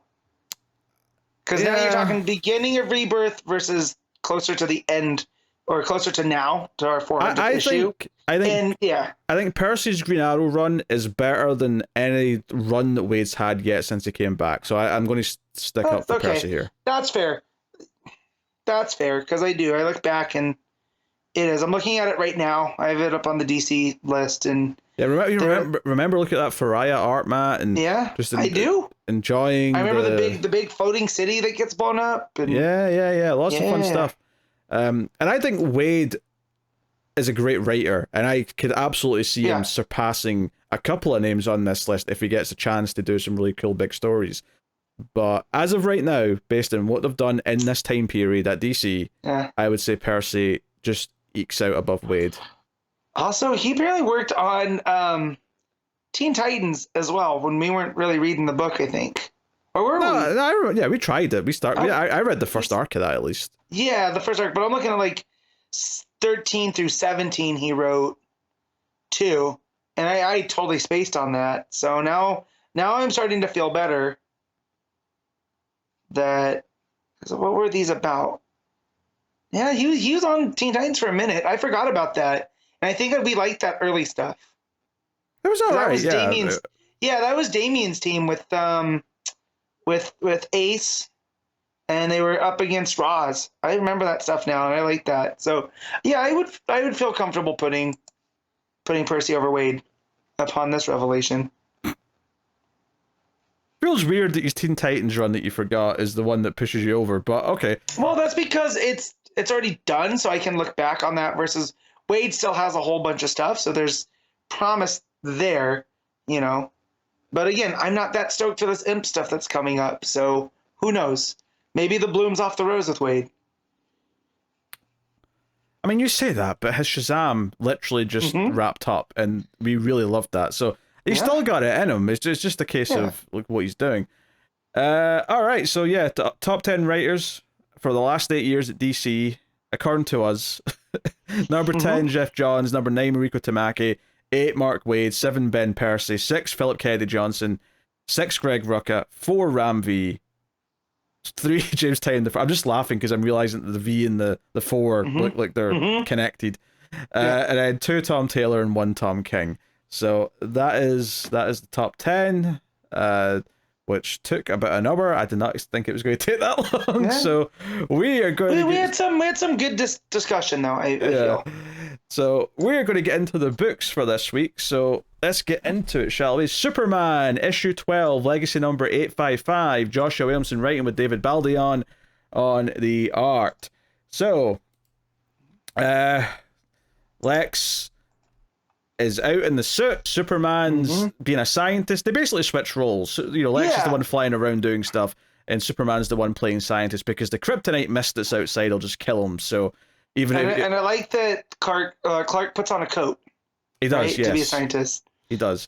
It's a red and blue coat as well, just to really drive that home. Sell the branding. So yeah, a big chunk of this issue though is actually the flashback to like, okay, what happened between Lex and Farm and Graft, and this inherently is going to drag things down a little bit for me because like if you want to tell me the backstory is that because part of what this is that Farm and Graft were working on kryptonite in the same way that Lex was, is this mysterious new rock that came from space, right? And Lex was it was like a rival of theirs. And they say they were all scientists, they were rivals, but then they decided to work together. And then when Lex actually got what he needed, he screwed them over, took all the kryptonite, and shut them out. If you did that and said that was the backstory, I'd be like, that's fine. But no, they're saying Lex was in a purple and green outfit, and he was a hero. I still hate that. I hate that he comes to Metropolis, because in the pages before where he's yelling at Clark in the cornfield, he's not seeming like he wants to be a hero, Yeah, he seems like a dick. It makes no sense. Like, he's like, yeah, I'm going to go to the biggest city in the DC universe and be a hero with this, green and blue suit. I still don't understand why Williamson thought that was a good idea. Green and blue. Because, like you said, yeah, purple. You mean like purple? Sorry, I was looking at the Superman's coat. If it was like you had said that he had gone there and he was working with these guys because they had developed a new way to work on the kryptonite, and he was like, "Oh, that's genius!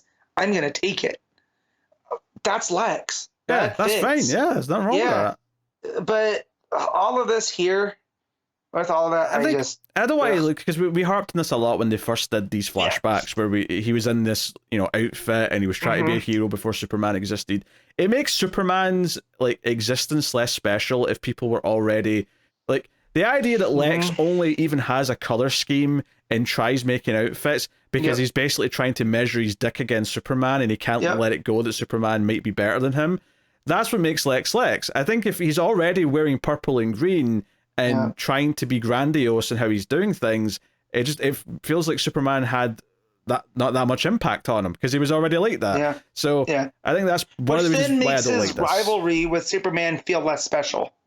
Yeah. Because the idea that Superman comes in, and I still love the idea that Lex could have been a good man, but his envy and his jealousy got the better of him, and now he's all about thwarting Superman out of spite. I like that thing, and when you take that away and you make it like they do here, it kind of tones down that rivalry. Yeah, it's just, it feels like, and this is the thing, we'll be talking about this a bit more in World's Finest, because that has a flashback story to Lex, and is much better handled, I think, as far as his characteristics go.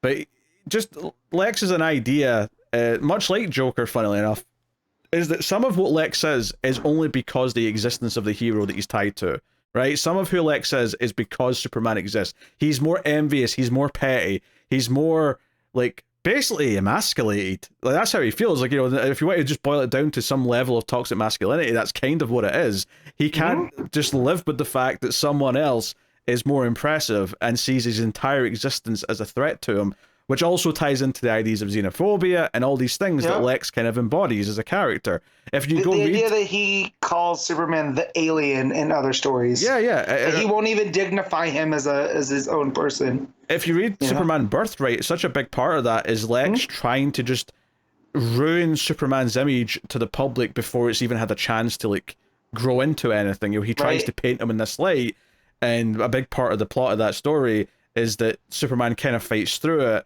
and the world see him as a hero, but Lex was really trying to paint him as this foreign invader the entire time, which sounds a lot like politicians talking about immigrants or anything else like that. But no, this is a Joshua Williamson book, so he just wears purple and green and some goggles and wants to be a hero. He's really leaning into the mad scientist aspect, which in a vacuum I like, but in the idea of this being an origin for Lex, I just don't. So I'm cool with him being a mad scientist, but have him wear a lab coat. Be a mad scientist. That's what I mean. I don't want him to be a mad scientist supervillain from the start, or superhero for that matter. Because again, why does he think it's a good idea to throw the suit on? We don't have any connection why he thought this was a good idea. He's got him coming to Metropolis. You know what I mean? To do all this. In this flashback, he's got a big sort of robotic power glove thing. Yeah. And all I can think is, why did he even build that? I mean, I know they're saying here he wanted to be a hero, but again, this idea that the reason why someone like Lex starts building ridiculous body armor is because superheroes start to exist. Mainly Superman, but even just in general. Oh, there's people. Escalation. It's escalation. Yes, if you start, wearing armor, they'll get armor-piercing rounds. To quote the end of Batman Begins. He wears war paint. Leaves a calling card. Lex just started with the calling card. So much like Joker, he's partially kind of influenced by. It's the idea that the theatricality of Batman inspired Joker to be like, oh, I could be more grandiose. There's fun to be had here. But if you have Joker existing before Batman, it just feels like, well, Batman didn't cause anything then. So, if you have him, that he also learned from the guy that taught. Oh no! Oh, I hate all that to use his mind as a weapon. It now means less. Damn it, Zarsky! What have you done? What have you done? You will answer for your crimes, Zarsky. You will answer for your crimes. So on the positives on this, I do love that we get older threads from the beginning of the arc. part of what Clark does here is using Supercorp. He kind of like he's like, hey, I'm going to use all these resources, and he's going to have everybody working as a team to take down this threat. And as part of that team, he brings in Parasite, right? And ends up with what's he end up doing here? He ends up hitting him with the kryptonite, right? Yeah. Basically, they need a power source to drain all the kryptonite or whatever out of the. Right, and so they hit Parasite with it, which turns him almost into, it allows him to pull it towards him. So now they're able to calm down the mist enough for Superman to get back out there. Yeah. So. Also, I just want to mention that there's a second artist on this, Norm Rapmond, who I'm assuming the flashback art was the second artist. Makes sense. Yeah. And then what's funny, because Norm Rapmond's typically an inker for Dan Jurgens. Oh, interesting. So yeah, the flashback art definitely is different. Yeah. Basically, Lena eventually is asking like the Lex, hologram, like, hey, can you shut down my mom's armor? Because that's the other thing that I'd actually forgotten since last issue. Was, oh yeah, the villain's Lexi's mom. Right? That's right. I forgot about that. Yeah, so she wants Grandma's armor to shut down. Yeah, but the computer's like, yeah, but it'll also shut down Lexi's, and she's like, do it. Of course, it doesn't actually tell you that she's, obviously the next page is Superman. He can now fly out there and grab both of them before they fall to their death. But it did make, just for a split second, it made it look like Lena was going evil. Like that, the look in her eyes when she says "do it" is like, oh wait, she wants to kill her dad. She wants to let him drop. She's got an edge to her. This Lena. Yeah. So do you think she knew Superman was going to catch him, or do you think she was actually trying to kill him? No, she knew that Superman was going to catch him because Superman's off talking with Lois, and it looks like he's getting that armor that he's wearing off. Yeah. So I feel like she knew. Also, we didn't talk about the armor that Lex is out there in is his pre-New 52 when he became a Superman. Which I thought that was a fun callback. Oh, you mean pre-rebirth? It's not pre-New 52. Sorry. It was during New 52. That's what I meant to say. Yeah. It was pre-rebirth during the New 52. Lex ends up becoming a hero. when he was in the Justice League and all that stuff. Yes. Yeah. Yes. And so I thought that was a fun callback, which, they don't go out of their way to mention that, but just as a longtime reader, the fact that that's his new super suit right now, it's not the purple and green, Lex Tech armor. But and then we get some resolution with the Revenge Squad. Looks like they put the chain back in his prison, which might not be a great idea, right? Yeah. Now we know where he's at, and he's overcame that before. The main thing here, though, is that they're not in the same prison as Lex, because that seemed like a bad idea. And Superman's like, okay, we've dealt with all this, right? Is there anything else? Like, I admit the resources of Supercorp were very useful, but is there anything else, any secrets you need to tell me? And Lex angrily says no. And Superman, says to Lois later, well, his heartbeat didn't rise, so it seems like he's telling the truth. But I feel like Lex has probably just forgotten about half the things that might come back and bite him in the future. He's done a ton of terrible things to a lot of terrible people. So, yes, whatever happens next, I don't think will be because of Lex, but who knows? Yeah. Well, I mean, obviously we're starting the big Brainiac arc next month between Action and Superman. I think Action is first out of the two. Yeah. But I think that's just a schedule thing. Action just happens to be next up. But I do like that they also mentioned that so far I like what Williamson's done with Superman, where he's having the supporting cast tell Clark it's okay for you to not have to do everything. So like through this, it was him talking up Supercorp and using their resources, right? And here with Lois, it's like, oh, well, they were busy. Jimmy got that edition of the planet out, and it says Lex Luthor saves Metropolis on the cover, So I do like the idea too that part of being Superman is letting other people step up when they need to. Yeah, although Superman does question, this Revenge Squad's been out there for a long time. Why did they choose now to actually finally move? Yeah. We see Lobo, which does not fill me with confidence. But really, the tease here is that it's something to do with Brainiac and what he's about to do. The Brainiac probably inspired them to act. Yeah. So, yeah, I mean, we'll see where that goes. I do like Brainiac. I hope this Brainiac story's fun. It is Williamson, so I don't have, like reservations. I have reservations, let's just say, going into it. But hopefully it's more fun. Because I do think, again, it's almost like it's too comic booky for its own good, where if these were just like scientist rivals who are wanting revenge now and they felt a bit darker, I'd be more into that, because it would be like there's consequences for some of the bad stuff that Lex has done in his past, and it could be more of a story about how Lex is trying to actually make up for the bad stuff he's done.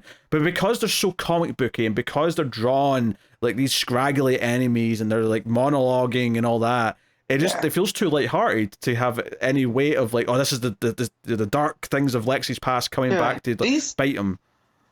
Yeah, these guys made Superman time travel, right? Oh, yeah, actually, on this, this is important. Superman straight up says that those kids in the Old West are young farming graft. What age are they? Explain to me, Matt. Are they 140 years old? Because it kind of feels like they are. So if I know Williamson, like I think I know Williamson, where he builds stories on top of stories like John's used to, because that's one of his mentors. It would not surprise me if we get some timey-wimey stuff with Brainiac, and Lex here. And that's why. So because of all this stuff getting started by Lex and whatever, we're going to get that Farm and Graft are those two little kids. And I don't know if it's going to be time portal type stuff where they came through, or they're that old, Yeah, if it's a time portal stuff, though, it had to happen before Lex came to Metropolis, because they were already there working. Already there. They'd already be ancient by that point. They'd already be like 100 years old. Well, that's what I'm saying. I feel like there's going to be some more, because we only kind of got started with, what's her name? With Marilyn Moonlight. Oh, yeah. I'm sure she'll be popping back in. I'm sure there'll be answers, but yeah. I'm sure she will, yeah. Yeah, so, but I'm sure it might involve Brainiac, because I feel like Lena having the Brainiac stuff still on her, right, on her forehead. I'm sure that's going to rear its head with Lex and his ties to Brainiac in the past and other stories. So, but yeah, Farm and Graft, kind of glad we're done with them for right now. Because I still don't know who's who. Right? I know one's a doctor and one's a mister, but I don't know who's who at this point. I don't know what makes them different. One has the kryptonite claw, but yeah, no, it's here's the biggest upset I have with this. Not that it's bad, is that it's fine. Like it's fine. Yeah. No, yeah, it's not trash. It's not complete garbage by any means. It's just, like I say, there's some core concepts in here that I could see there've been really good dramatic stories to tell of, like, Lex actually trying to make amends for some of the bad shit he's done and it having real consequences to give it some weight. And instead, all of it's just presented in this super lighthearted comic book way that just kind of robs it of any of its weight or stakes. It's a shame, but it's kind of par for the course with Williamson to a point now, to be honest. Because thinking back, even in his Flash run, like there was never anything that felt like really big stakes. When I'm reading other books that are doing like a more dramatic story, you feel the weight of it. You feel the weight of like Wonder Woman being hunted by like the government or something like that. And I'm not saying it has to feel that heavy, but it's something a bit more heavy than, Lex going, did I ever monologue that much, Superman? Like, all right. Well, and now we have Brainiac coming too, which is a massive threat. Every time, to DC's credit, every time Brainiac's been introduced, it's a big deal to the DC universe. I mean, it's a big deal now that they're teasing it, but is it going to feel like a big deal as it should, as the story's actually playing out? That's what I mean. I've been conditioned to believe so, but at this point, anything's possible. So, and now we're getting the Zarnians, because then I remembered when Lobo popped up, I was like, oh yeah, one of the books that I read recently teased the Zarnians popping up from a lost city. Yeah. So, yeah. Which I'm not big on. No matter how many Lobo stories I read, I still can't, I just don't care about the character. Yeah. So now you're adding 3 more of him and his kid. That's a little bit too much. For the last Zarnian, he's like the last on a Krypton. They keep coming up like bad pennies. Yeah, this Superman run, I mean, it gives me something to complain about. I'll give it that. Yeah, but at least it's not as bad as some other books that we're still reading to complain about. I still don't get angry when I'm done with this. It's better than Zdarsky's Batman. Is that what you want to hear, Matt? Yes, sure. Maybe. Maybe I wanted to hear that. I'm not too sure, but... Stop touching yourself, Matt. No. Wait, I mean, I wasn't. No. I will keep touching myself as much as I want. Yes. All right, what are you rating Superman? I'm going to give this a solid 7. 6 out of 10 for me. It's just it's over that midpoint, but it's a bit too late for its own good. All right. Wonder Woman 7, legacy number 807. This is Tom King writing with Guillem March on art. I'd forgotten this until someone reminded me during the week and went, "Oh no, that's right. There's a fill-in artist, and it's March. Damn it! But it is March. We're in March. It's March 20-something right now. We're safe from this getting a 10. I'll tell you that much. Yeah. Actually, to be fair, yes. Compared to other Guillem March art, I actually think this is a bit more restrained. It is, but I still don't like a lot of his faces. No, that's fair. I still wouldn't say I like it, but I don't think it's as grotesque as I find a lot of his art. I like a lot of the big, like his layouts with the big panels where there's kind of a lot of detail, but it's not like super intricate. So like when it opens up. So this story starts that Wonder Woman and Superman are meeting up at this mall that's kind of at the center of the galaxy. It's called the Andromeda Mall. It's a space station mall, basically. Yeah, and basically it's the galaxy's biggest mall. If you can't find anything here, then there's nothing in the universe that you're looking for. And so when you get these big sweeping, like to show the vastness of this mall and all the amount of different alien species that are shopping here at one time, I think it looks good. But when we get like the close-ups on Superman and Wonder Woman when they're talking, and there's a lot of emotion in this issue. So there's a lot of back and forth in expressions, and that is not, I don't think, March's strong suit. So the book kind of suffers for it. That said, everything that King writes in this, I really, really enjoy. Just on the art, I was going to say it's a bit of a cruel joke to get that Sam Peer cover and then open it to get to the Guillem March art. It's a bit of a cruel, nasty joke. Yes.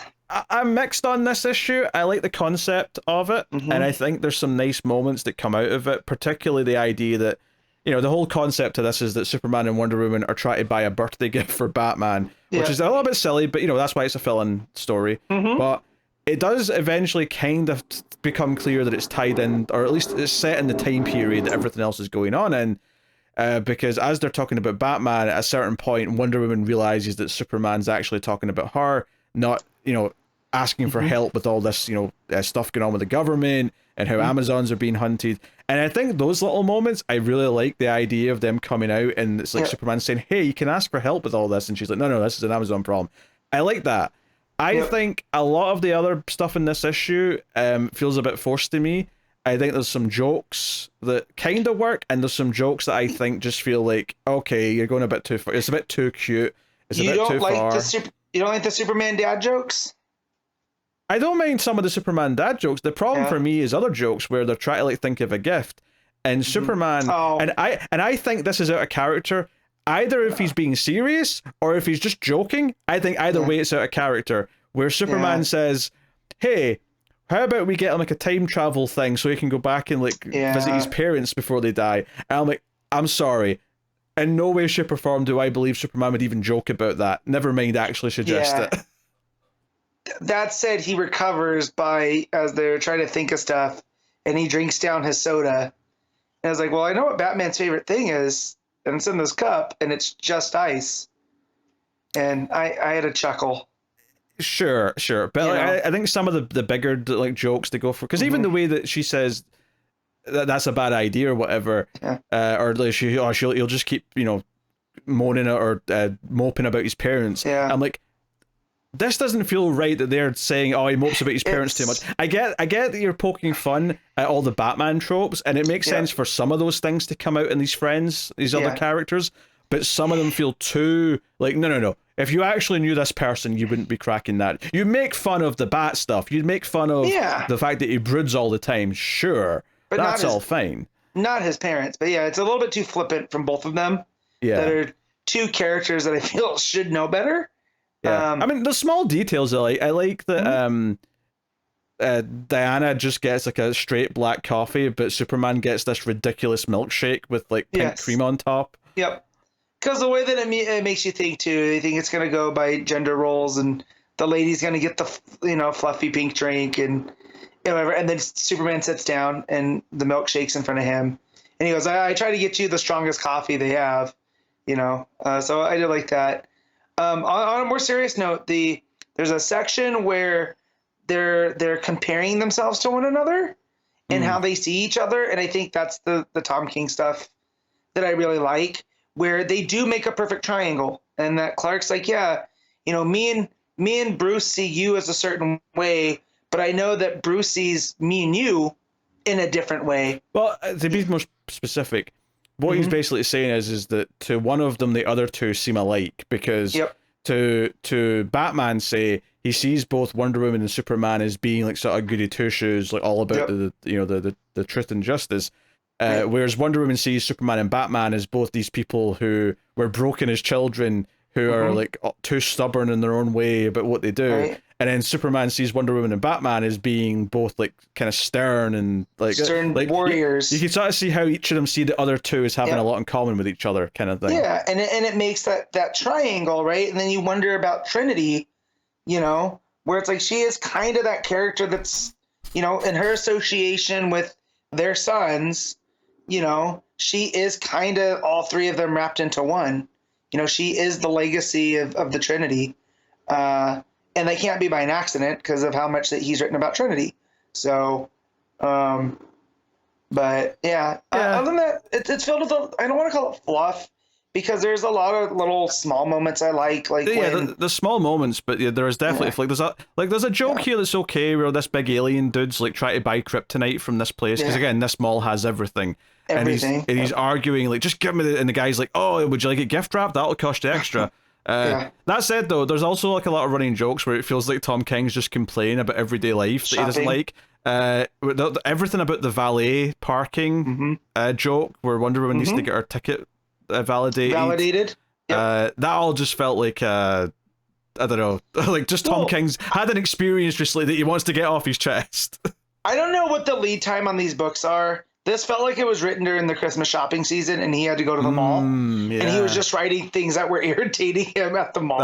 That makes some sense. Or maybe he didn't realize he had to have a fill-in issue. Maybe the next issue, which is issue 8, was originally written as issue 7, but then they realized, we're going to have to push these all back by one to give Sam Pierce some time.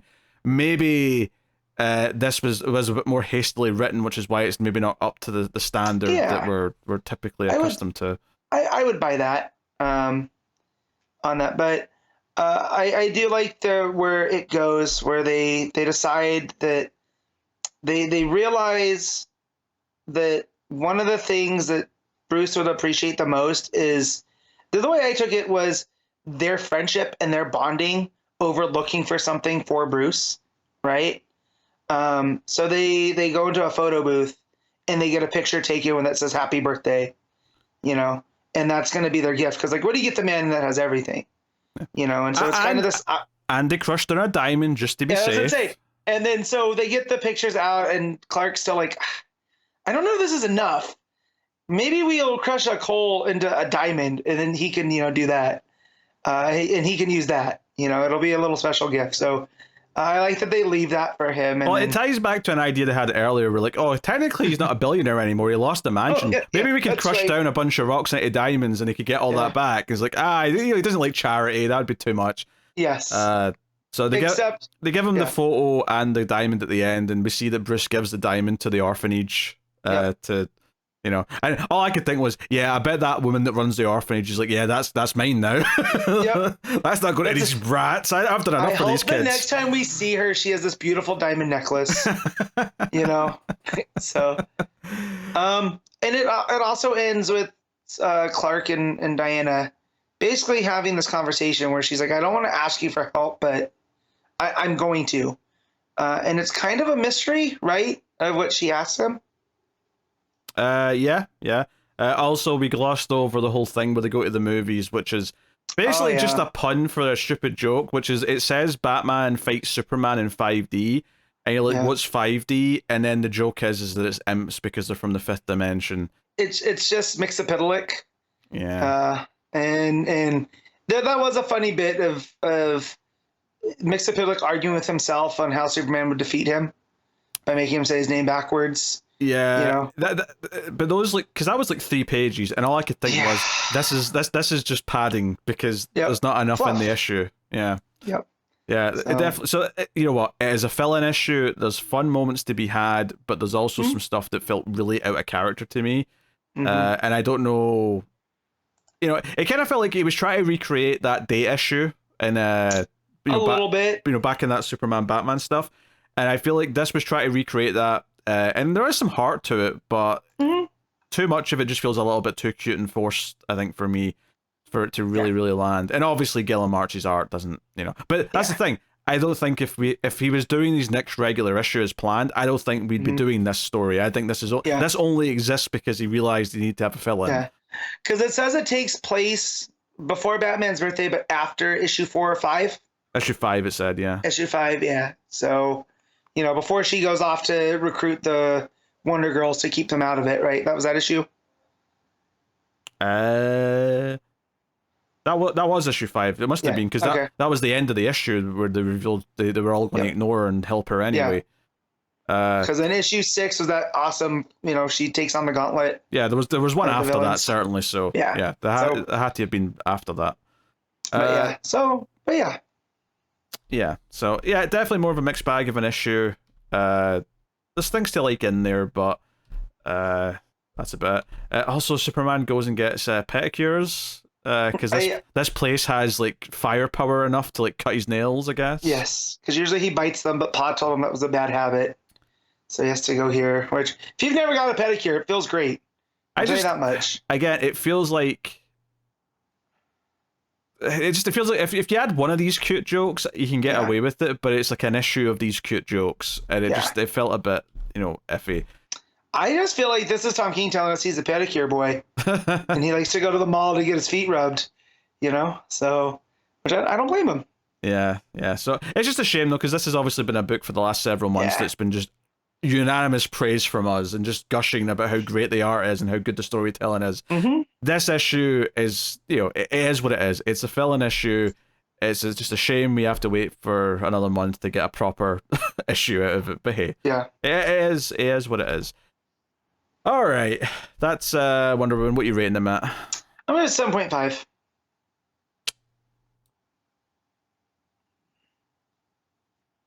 $6.5. Okay. Yeah, definitely a mixed bag for me. I thought some of the character bits felt like a character, so which is a bigger deal to me than almost anything else I think we said about it. So Nightwing 112, Legacy number 299, Tom Taylor writing and Sam Basri on the art. And Taylor did mention on Twitter that 113, I think, is issue 300. So my legacy numbering for this one is right. Very nice. So happy about that. Yeah. Well, it just means that when I say Green Lantern is actually issue 540 something, I'm right about that too. Like I'm now, there's precedent for me being right on these things. So the internet. I wish I could take that away from you, but I can't argue with numbers because numbers are stupid. You say that, but math, physics, and engineering are like so important to everything you do in life, Matt. Everything. True, but I still hate numbers. Therefore, I don't care. All right, I don't like any of those because I wasn't good at them in school. So you know. So. Oh dear. But yeah, so this is a continuation from the last issue where the boy that's a big fan of Nightwing has gotten kidnapped by his uncle. Yep. And now who seemingly killed his dad, and by the sounds of it, also killed the mom and maybe some grandparents in the last year to basically do all this so he can basically he's Leonardo DiCaprio from Killers of a Flower Moon, just making sure the money's flowing to him. Oh, I should say Robert De Niro, not DiCaprio. Yeah. De Niro was the mastermind, but... Yes. If he had a kind of dumb guy that was just going, okay, boss, that would be the DiCaprio character. Yes. It's a much smaller operation than that, though. Yes. But yeah, so it leads to Bruce and Dick teaming up, and We get a lot of fun inner monologue from Bruce. Yeah. Well, basically being proud of his son. Yeah, last issue did this as well, where the narration comes from Batman's perspective. It starts with a flashback to Batman training Dick and talking about the anger and how it's not about punishing others. And he admits that he's done that. He admits that he's been out and beat up people, and it was more about his vengeance and anger. And I think that I like the idea that those early Batman like year one era stories, like he does have too much anger in him, and it's something that he almost by taking in Dick is helping himself curb, because now he wants to be a better example for this someone else that he wants to help and inspire. So, but they're talking to Babs, and Babs is like tracking where things are, and they go back to the kid's house, and because they want to ask more questions about what he saw, because they don't think it's actually Heartless. And there's just a note in the Nightwing pencil case that says help. So they're like, shit. And so they put a lot of two and two together, and they go to Titan's Tower because, okay, this uncle is taking the kid on a plane to another country, Vietnam. Yeah. And he booked this flight 2 weeks ago as if he knew that it was just going to be him and the kid. So it kind of reveals a lot. They go to Titan's Tower. I thought they were going to get help from the Titans, but instead it's just, no, this is just me and Bats, but we're taking the plane. Yeah, they're taking the T-Jet, but more importantly, we get some closure with the Bruce and Beast Boy stuff that had popped up in Beast World. Well, yeah, this was interesting because this is Nightwing and not Titans, but he used this moment to give Batman and Beast Boy a one-on-one. Beast Boy basically comes to Batman and says, "Hey, how do you deal with everyone being scared of you?" And Batman, well, first of all, Batman put a lot of effort into everyone being scared of him. Point that out. But he's like, "Do you do this to be liked?" And he's like, "Well, no." Like, "Well, do you do this to help?" He's like, "Yeah, well, you help save the world. It doesn't matter what anyone thinks. That's what you did." So it's an interesting person for Beast Boy to go for a pep talk, but it makes some sense. Well, and especially considering that Bruce was one of the big voices in Garth not doing what he did. You know, so the fact now that Taylor, who wrote both of those, is now having Bruce kind of talk Beast Boy and to help build up his confidence. It just shows he is pretty good as a mentor, right? That he learned from that. He saw what Gar was capable of. I think I called him Garth. I meant to call him Gar. What Gar was capable of, and now here he's giving him the pep talk and kind of helping boost his confidence because he knows he's a hero. And I just thought that was a nice little moment for Taylor to throw in there for Bruce. Yeah, and I think obviously this is taking place in Nightwing because this is the one that naturally has a Batman like connection in it. Yeah. So, because you could have somehow shoehorned this into Titans if you wanted to, but that would get in the way of what they're doing in Titans. So it makes sense that it's here. But yeah, so they go to Vietnam. They sort of like jump out at the airport at the uncle, and a bit of a fight ensues. And Batman's narrating the whole time and talking about how Dick's kind of like he's being extra forceful with these hits because he's not wanting to waste time or risk that the kid doesn't get saved. But they're all very intentional. They're not being wasted. They're not being extra ruthless or anything like that. Right.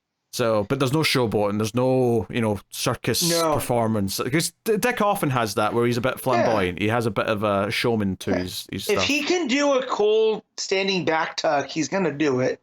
Yeah. But I like here that too when in the scuffle, security ends up getting knocked down and a gun gets knocked on the floor, and the uncle picks it up and he has it, and Dick doesn't hesitate and he fires at Dick, and Dick instinctively covers his face because it's not covered with armor.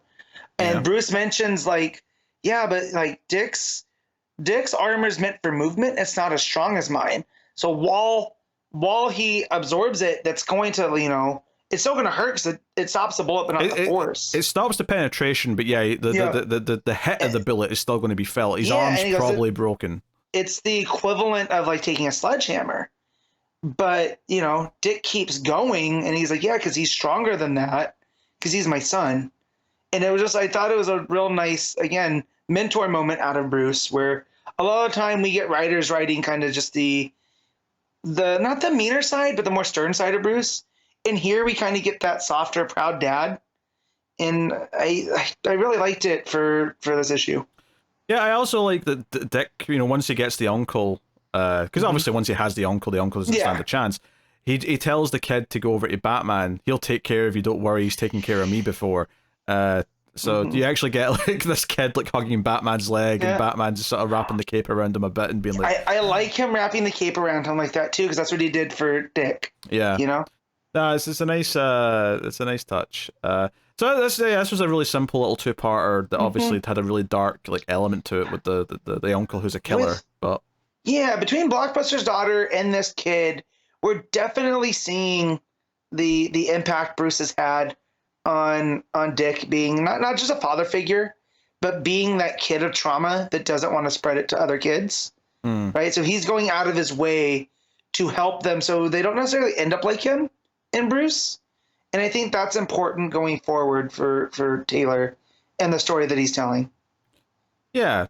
So much of this has been about the influence that Batman and Alfred have had on Dick and his upbringing, and how he's like turned out better than Batman has, and he's able to pass that on and hopefully make the trauma that these other kids maybe are going through better than even what he's now turned into. It's been a constant thing, and like Nightwing trying to make the city better for everyone. It's been there since like issue 1 of Taylor's run. But obviously this was a little two-parter, and we'll be back to like main, plot stuff next time. But really solid. I disliked the backup so much last time that I didn't even read the second half of it here. So I think I just didn't read it this time. Yeah. So I, short on time. Which is a shame, because Francavilla art's obviously gorgeous, but it just did nothing for me last time. Yes. So what are you rating Nightwing, Matt? I'm gonna give this an 8. Yeah, I'll go with 8 as well. I think obviously Basri's art is solid, not as good as some of the artists that we have typically had on Nightwing, but the action flow is really good. There's that 2-page layout when he's coming for the uncle. That does have a nice, like, I think I enjoy the layouts more than I enjoy the pencil work, if that makes sense, where there's a good momentum to it, even if I don't love the way he draws faces. But not bad overall, though. Well, I get that too, because there's a kinetic to it. It's, there's that motion, you can follow it, it's kind of cinematic. But yeah. Yeah, for sure. All right, Titans, issue 9, Tom Taylor writing with Lucas Meyer on the art. So obviously we've got this Trigon and Raven story brewing, because it's a Titans book, so of course we do.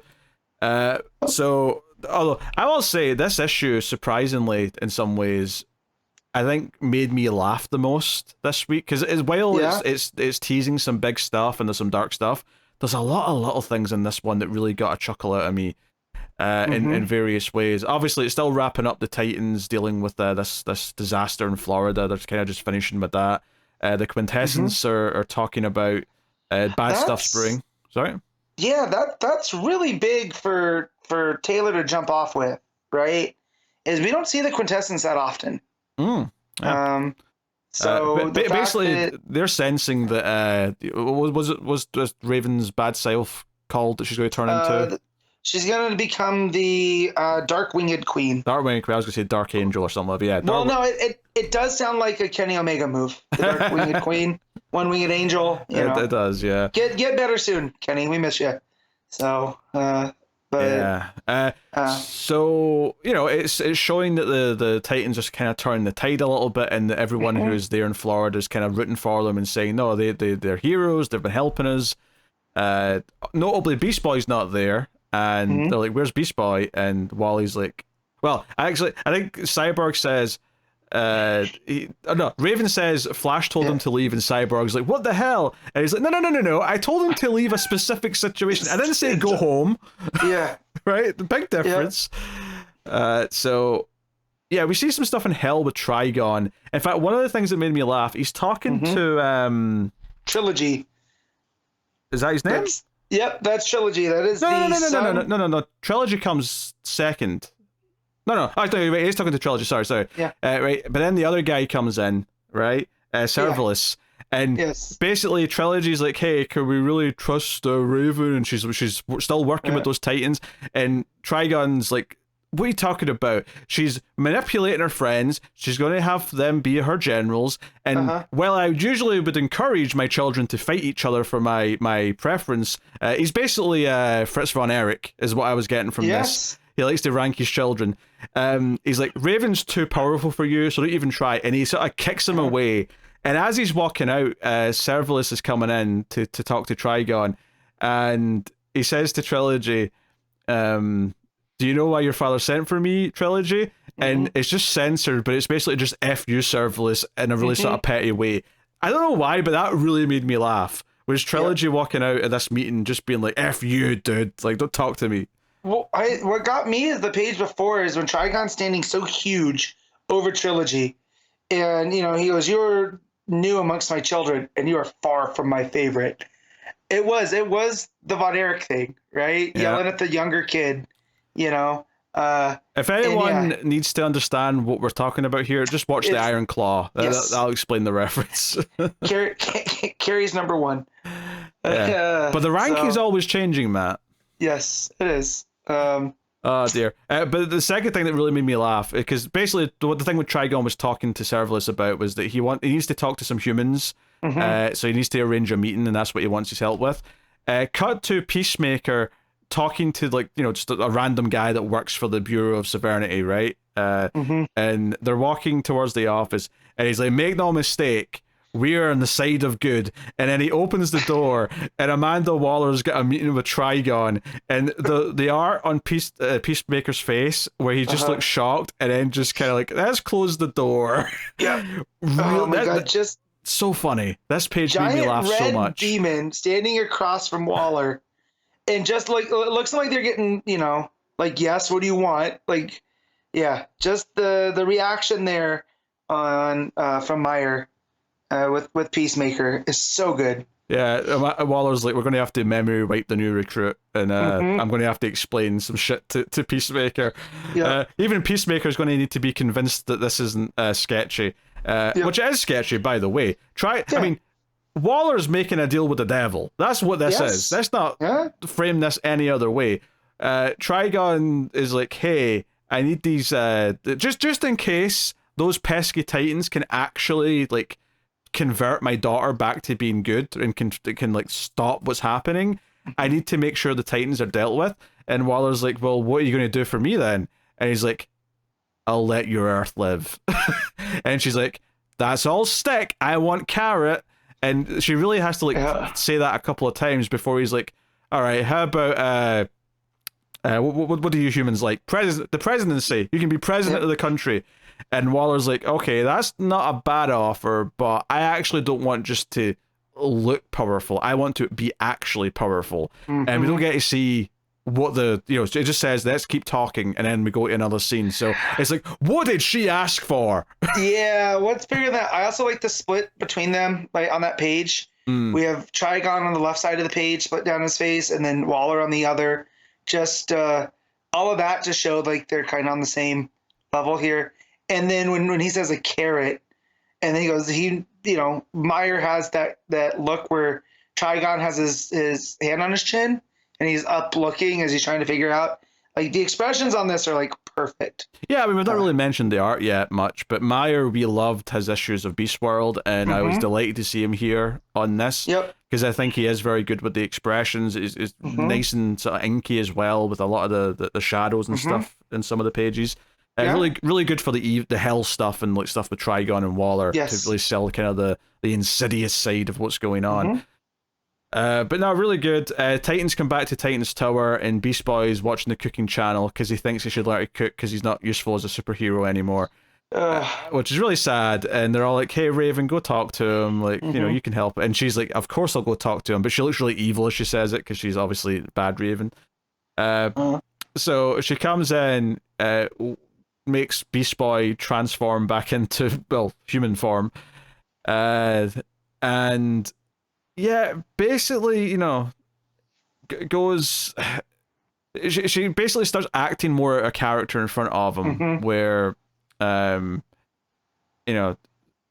was the line she says here? What part are you at Beast Boy, or when she's talking to herself? No, she's talking to Beast Boy, and she's basically...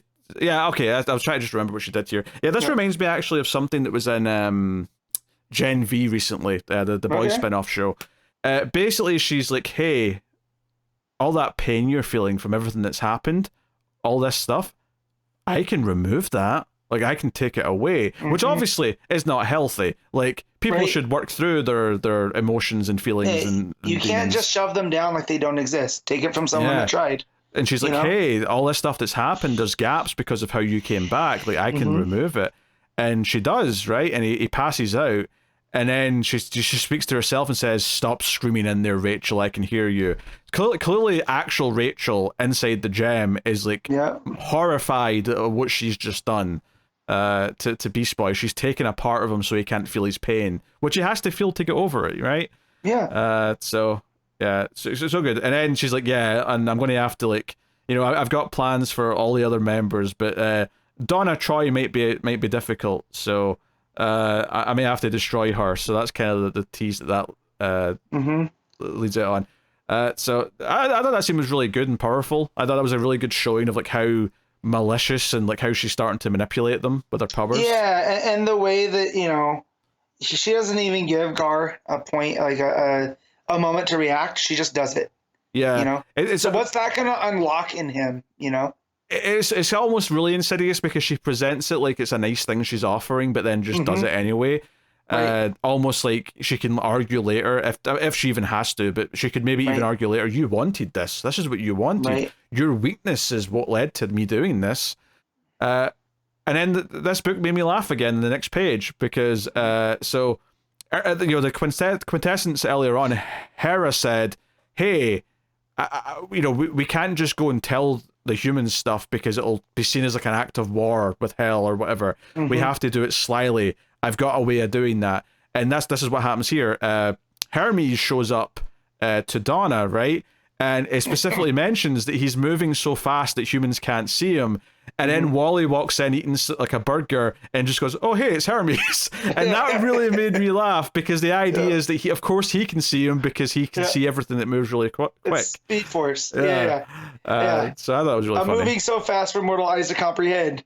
He goes, I understand no one's going to know. Hey, it's Hermes. I was getting Guardians vibes when Drax thinks that he's, you know, moving so slow. Oh, yeah, yeah. It's a little bit of that. And then Mantis is like, oh, hi, Drax. Yeah. Again, Tom Taylor does have he's so great with tension like that, right? So we built to this big dramatic moment with Rachel and Raven and the Dark Winged Queen. And then to ease that tension, we have this, you know, with Hermes and Flash. Yeah. Without deflating what that tension was, because this doesn't take anything away from that. So it's just we're on to a different thing, different characters.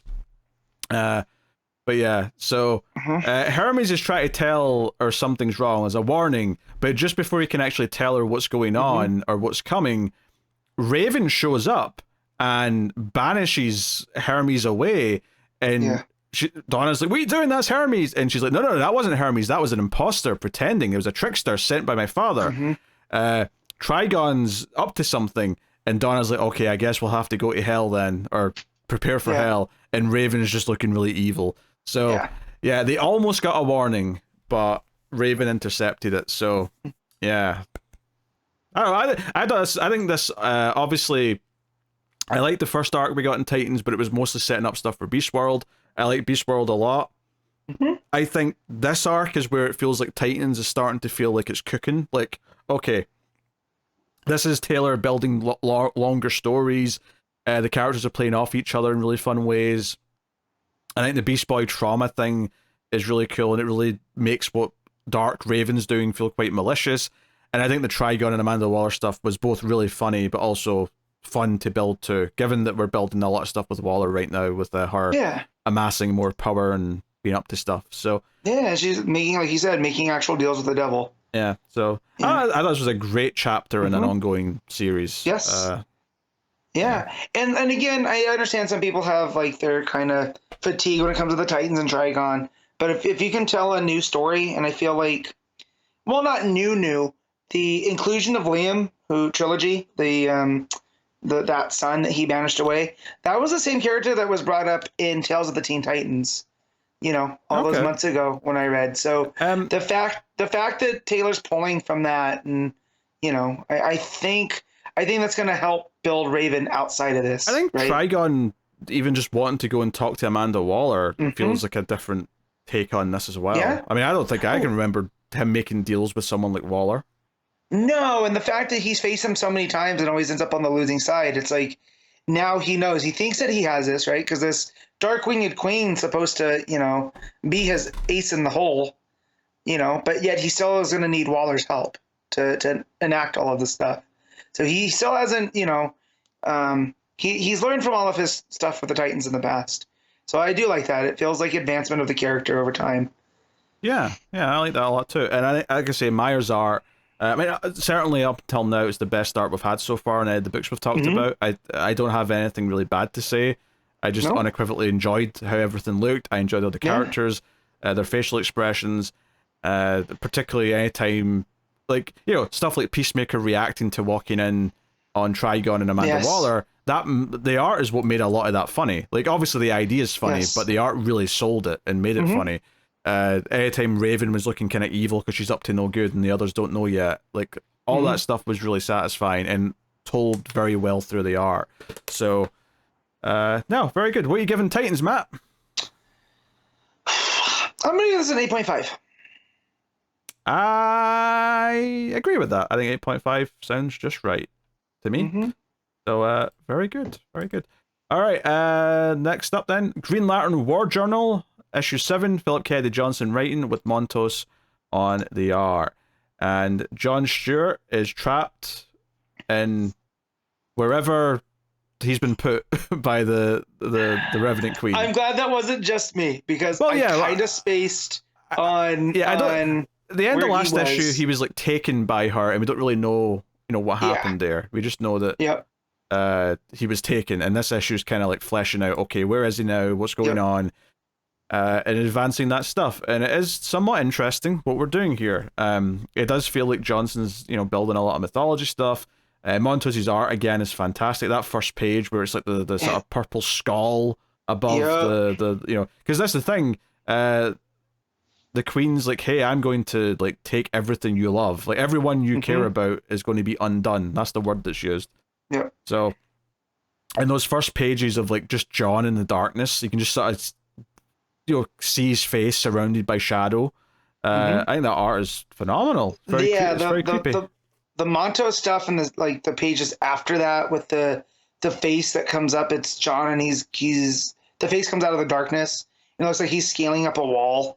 And stuff, and then when the green light comes through, and it's like it's almost like a lighthouse for him, like a beacon. Oh my god, it's so good. Yeah, someone's playing with his ring, and he gets it back, and then he tries to fly out, but he can't. Right, he doesn't recognize the space. The ring keeps telling him that the sky, the rocks, the life forms here, none of it's in the Green Lantern database. None of this has ever been seen by a Green Lantern before. So that's freaking him out and frustrating him. And then there's this mysterious character here who starts explaining stuff to him, who keeps calling him the Builder. So I'm assuming this is the old version of someone we've met. He knows him from one of the other timelines, you would assume. Possibly. Is this maybe an old man shepherd or something, perhaps? Maybe. The other Lantern? Maybe. I could see that. Because he also calls him Builder, so that could be the hint. Well, because you're talking about the old guy that he meets with the beard. He says his name is Bailavok, and I just know that Shepard's name that's like his actual name. So unless this is an assumed name this guy's going by. But maybe. It felt like, this could turn out to be someone if they want to go down that route. Yeah. I definitely think it's someone that we're going to meet, and because this place seems outside of time, right? Because he says, I'm off the map. I don't recognize any of the stars, So maybe not outside of time, but outside of regular space. Regular stuff, yeah. Time might still be moving forward. It's hard to tell, really. But we also see John's mother is still with the construct of the sister, which they get interrupted by Shepard, John Henry, and Natasha, and they're like, hey, we're not sure if it's that healthy that she's being tricked like this the whole time. And the construct is like, look, I'm as much of John Stewart as I am of his sister, and I'm like, this is what's right. This is where she's staying. And they're like, yeah, this isn't good for her. This is like, her conditions, affecting her physically as well as mentally. She needs to like be taken care of. So I thought this was interesting because it was kind of like it was almost like trying to intervene what John's done is like an unhealthy thing. And you get why John did this for his mother, but like it's interesting that other characters now reacting to it and having to almost try and debate it, but not with John himself, but with just this thing that he's left by proxy. Yeah, it's almost like it's John's will, right? That this is, you know, he left it in charge, and it's going to take care of Mom no matter what. It's his will, but with missing his intellect or all of these other faculties that would, you know, if you were talking to John, you might be able to convince him why this is a bad idea. You could reason with him, but you can't reason with Ellie, you know. But I like, you know, here John Henry says, you know, it's affecting her immune system, you know, as well. So like they need doctors, they need to get her under that. And Ellie responds with, you know, reminding her 10 times a day about her abusive husband that left her daughter dead and her son's missing might not be as helpful as you think it is, you know? And it's, so yeah, it's almost like you can't reason with this because it's already, it's almost like a machine where it has its duty and it's going to protect the mom, even from people that are trying to help. And, you know, this, like, I don't even know if it's the Revenant Queen specifically or just the force that the Revenant stuff comes from. Yeah. But, like, you know, this being, the purple being, like, flies down and is outside the window. You know, we know that this thing wants to kill everything John cares about. It's really confusing because we have a John and a John Henry, which is why I was really emphasizing John Henry when I was talking about Steel. Yeah. Or we could just call him Steel.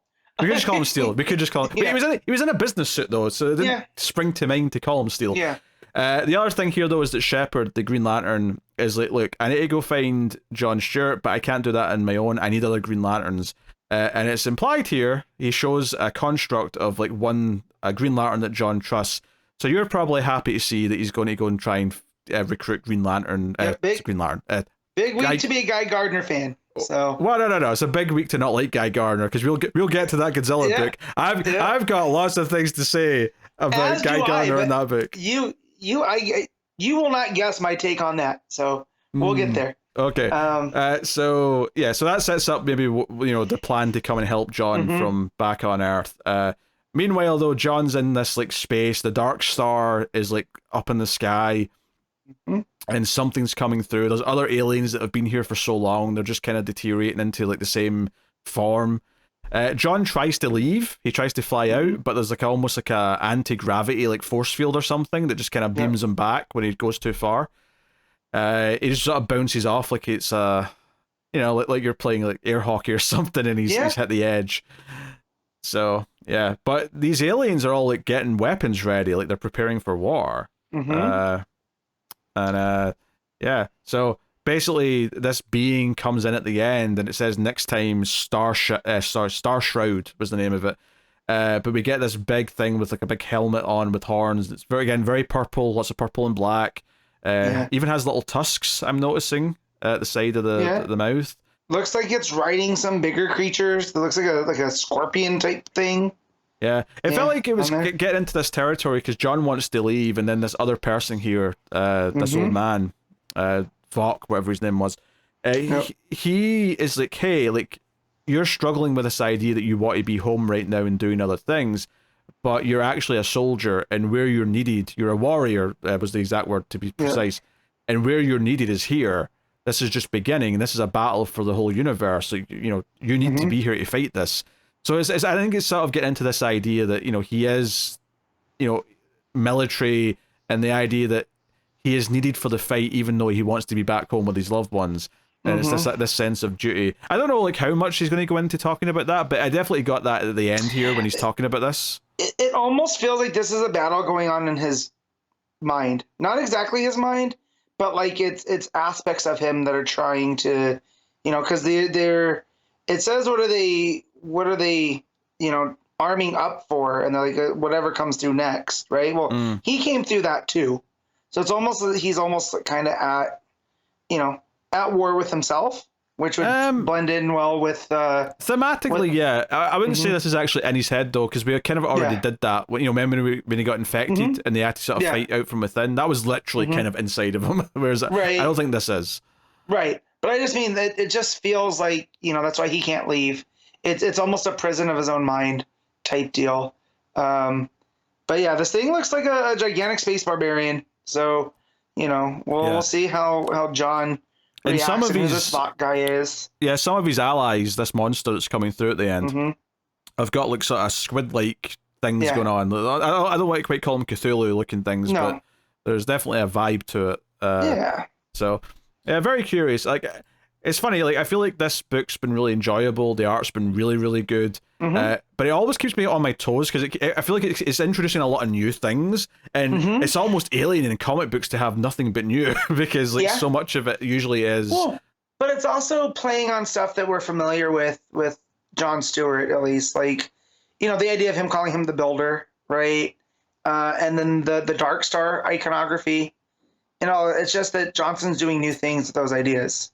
Yeah, that's what I'm saying, though. So much of comic books are usually just relying on bringing back a villain you already know, or bringing back, you know, a concept we already know for a character. This feels like it's mostly new stuff, and it's been kind of like teased out as he's introducing it. So I'll be very curious to go back and read this again once the full shape of everything he's introducing is there.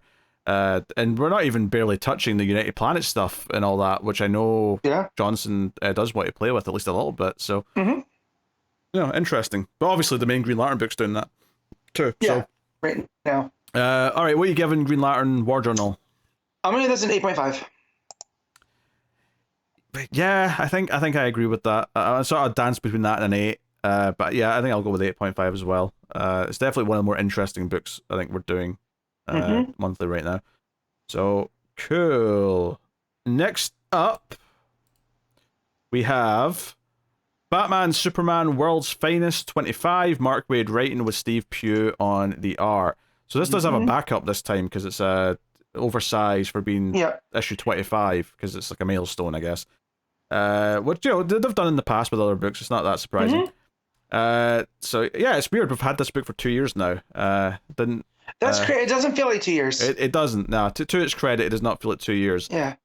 So this story just kind of starts with like Superman and Batman working together and dealing with Joker and putting Joker away, and then it turns out that the Doctor in Arkham pulls off a mask like he's a Scooby-Doo villain, and it's Lex Luthor who's there to pick up the Joker. See, you think Scooby-Doo? I thought Mission Impossible. Oh, I can see that. I can see Mission Impossible.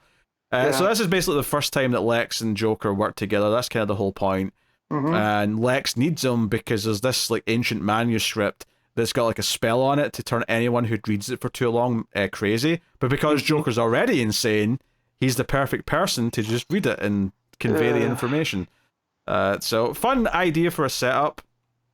We have a very classic Lex Luthor outfit here with the green. I mean, it's green and purple, but it's got the it's the high collar, almost like the high collar, but also that it's like the X going across him with like the green parts on it. It feels really old school Lex Luthor to me.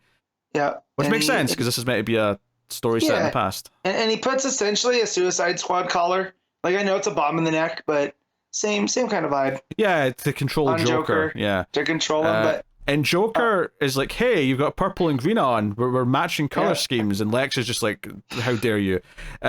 Joker runs to the bathroom and shaves off his hair so they're twinsies, as he puts it.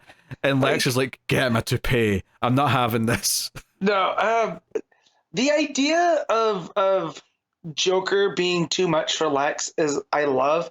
And also the idea of actually finding the Joker funny, right? I feel like it's a very fine line. When he left and came back with the shaved head, but it's not perfectly shaved. There's little tufts of hair, yeah. There's little tufts, and he says, ta-da, twinsies. I read it in the Mark Hamill voice, and that's for the first time in a while that I've been able to read Joker in the Mark Hamill voice. Yeah, I think there's a fine line here, because it's like, why would Lex work with Joker? Because Joker is a complete maniac. But they give you a reason here with this manuscript and the whole, like, you know, it needs someone insane has to read it. And I think one of the things is that I'm like, okay, Joker's making me laugh. There is some fun to be had here with how he's interacting with him. I love that he's like, you know, like, why do you care so much about Superman? And this is, I was kind of alluding to this earlier when we were talking about the Superman book, but Lex goes on this speech about why he hates Superman, and it's kind of all the things that make sense to me. It's like, okay, this all works with what I think about Lex Luthor as Superman's villain. And then Lex doesn't give a shit, but Joker's like, I'll tell you why I don't like Batman. And then he goes on his own little rant about Batman, and I thought that was pretty funny too. I didn't ask. I love it. Yeah, the chemistry between them is great. It's exactly what it should be. This ties into a little bit of the Shazam stuff, actually, because they're sort of like going through like Rock of Eternity style doors, and like they pop into like the Abracadabra and like some of the T-Rexes, and then they go into the Old West with Jonah Hex, before finally getting to where this like mystical Heartstone is that Lex wanted. I think what worked for me here, other than just the fun of like, you know, this monster trying to eat Lex and Joker using the umbrella that he got from Penguin to shock him, is the idea that it turns out the collar's been disabled, and Lex just like grabs the stone, and it flashes back to, and Lex is like, wait, how did you like disable the collar? You couldn't have done that. And it flashes back to basically when Lex left the lab to like get ready, and they were supposed to give Joker his toupee. Joker just straight up like killed these scientists, and I'm like, I like this because I'm like, obviously I like a darker Joker. I like a Joker that is, you know, as a maniac, and I love this reveal that no, as soon as you left that room, he killed all of those people that work for you and forced them to disable that collar, because that's who Joker is. So while we have the funny Joker in this issue and we get a lot of laughs out of him, it's like, no, he's still a maniac. He's still a homicidal maniac. We can't get away from that. This just showed such a strong concept of Waid understanding who these characters are, and especially when Joker grabs this heart and it's like, okay, whoever has this heart diamond thing can control reality. Lex like sees a vision of what what he'll do to the world if he has this power, and the art here shows Lex be horrified, and I love that it doesn't show yet. We just hear Lex describe what he's seeing, because he talks about a mountain made out of razor blades and other things that he describes things, and because it's almost this idea that what's in Joker's mind is kind of like when people write like Cthulhu stories or whatever, this idea that things, it's stuff that people can't comprehend. We can't comprehend it. Yeah, these cosmic horrors. We can't perceive what they are. The idea that what Joker would do to the world if he had like complete godlike control has the same effect as someone like Lex Luthor is actually wonderful and really sells just how psychotic he is. And then the idea that Lex has to begrudgingly destroy this artifact that he wanted, because despite who he is, he can't let the world turn into what the Joker wants, because that's actually not what he wants at all. So he has to just destroy it, and that's kind of the ending point of the story, is that Lex is like, they'll never know that on this day, Metropolis and the world's savior wasn't Superman, it was Lex Luthor.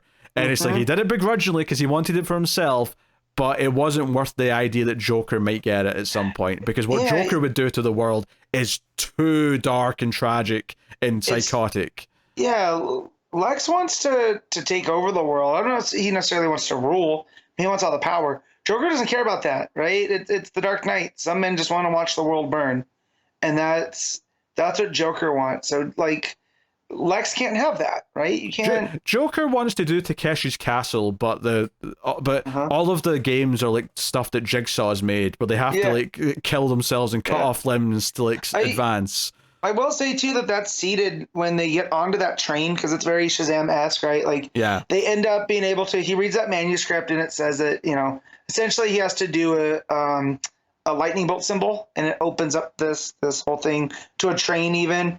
But as they're on this train going to the Rock of Eternity... Which, actually, on that topic, I guess I learned today that the Shazam logo has got a name, as a shape. It's a ziggurat, is what it's called. Right, which it says an inverse ziggurat, which a ziggurat's a type of...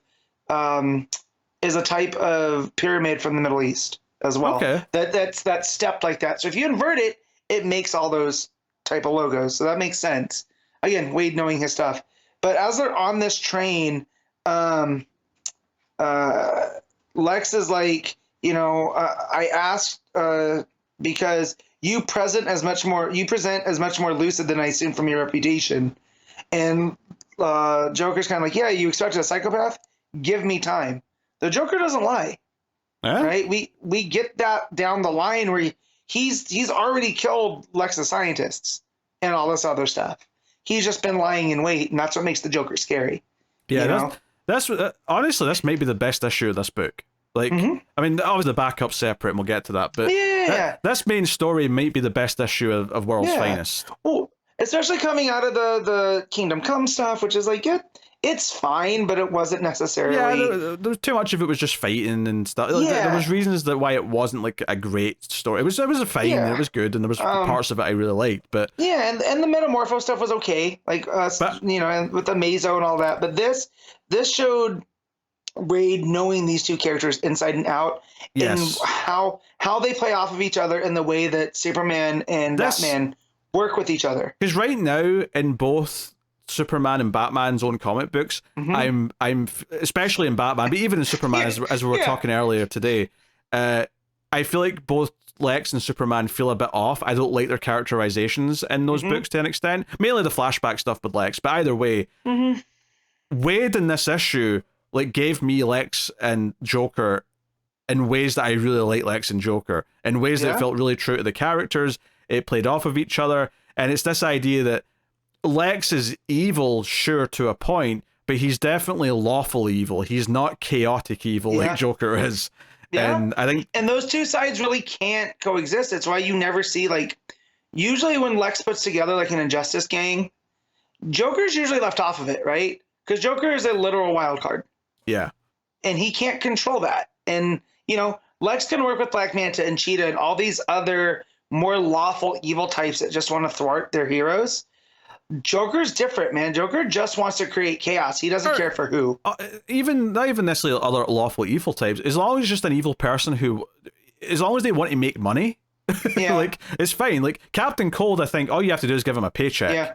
Like, that's all it is. Well, but I would cage him as lawful evil too, because Captain Cold does have a code that he abides by, right? And that's the rogues. He has a code, but I don't know if that makes him lawful. Yeah. I'd say that makes him lawful... Neutral? He's lawful to him, I guess. Well, he's lawful to himself, right? Like, he follows his own code. That's how I always understood lawful to mean in that diagram. But you know, I don't know. People who play D&D a lot might argue this either way. I feel like lawful evil means that you care about affecting the world and like controlling it.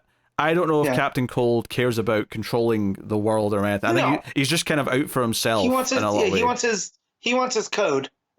He wants his score, and in order to get his score, he will abide by his code. But by my definition, I'd say that's lawful neutral. But I admit that I could be wrong in that definition. But to me, that's what I'm definitely gonna ask some of my D&D friends a little bit just to see, because now I'm curious to see how it goes, because it's one of those things I feel it's open to interpretation, right? But we can both agree that Cold is closer to Lex than he is to Joker. Yeah, well, I think part of what makes Joker feel special is that most villains are closer to Lex than they are Joker. Yeah. You know, because even someone like Black Adam, he's all powerful and all that, but he still wants to rule his country. He still wants order. Right. He still wants to, you know, like he has some kind of rules. You know, the only villains that are closer to Joker are the ones that are truly psychotic. So I put most of Batman's rogues gallery there, which is ironic. So no one else really comes up. I mean, I don't know about most of them. I mean, Zoom definitely for Flash, but it is probably more chaotic. Yeah. You know, so no one else comes straight up to mind up there with Joker, but I think that's what makes Joker work. But most of Batman's villains even are more understandable than Joker is. Like, yeah, but I was thinking like Zaz, for instance, right? He's a killer, but like most of the other big ones, like Riddler, definitely. I know he gets compared to Joker a lot because he puts like people through games and things, but very, very different. Two-Face is different. There was a whole war of jokes and riddles that showed why they were different and on different sides. Oh, for sure, yeah. Yeah. So, but anyway, this was very good, and you know the art here I think was really solid as well. It really sold kind of again the Silver Age vibe that this book's always going for. I really dug it. The backup art though is Dan Moore. It's still Mark Waid. And the backup is a lead-in to what we're doing with the imps. It's basically just all the stuff at the Batcave starts acting up. The robot T-Rex starts doing shit. A gigantic Abe Lincoln comes out of the giant penny, which I loved. Yes, and then fights the T-Rex. And Superman shows up, and they basically realize quite quick, okay, this is Mxyzptlk, this is Batmite, this is them that are up to this. And then they show up and say, look, we didn't cause this. All this is happening because someone's killed our friends. So it's basically tying into that story from the special. Annual. Mm-hmm. Yeah, the annual, whatever it was. It's basically that. It's basically them saying, hey, someone killed all the other imps. We need your help.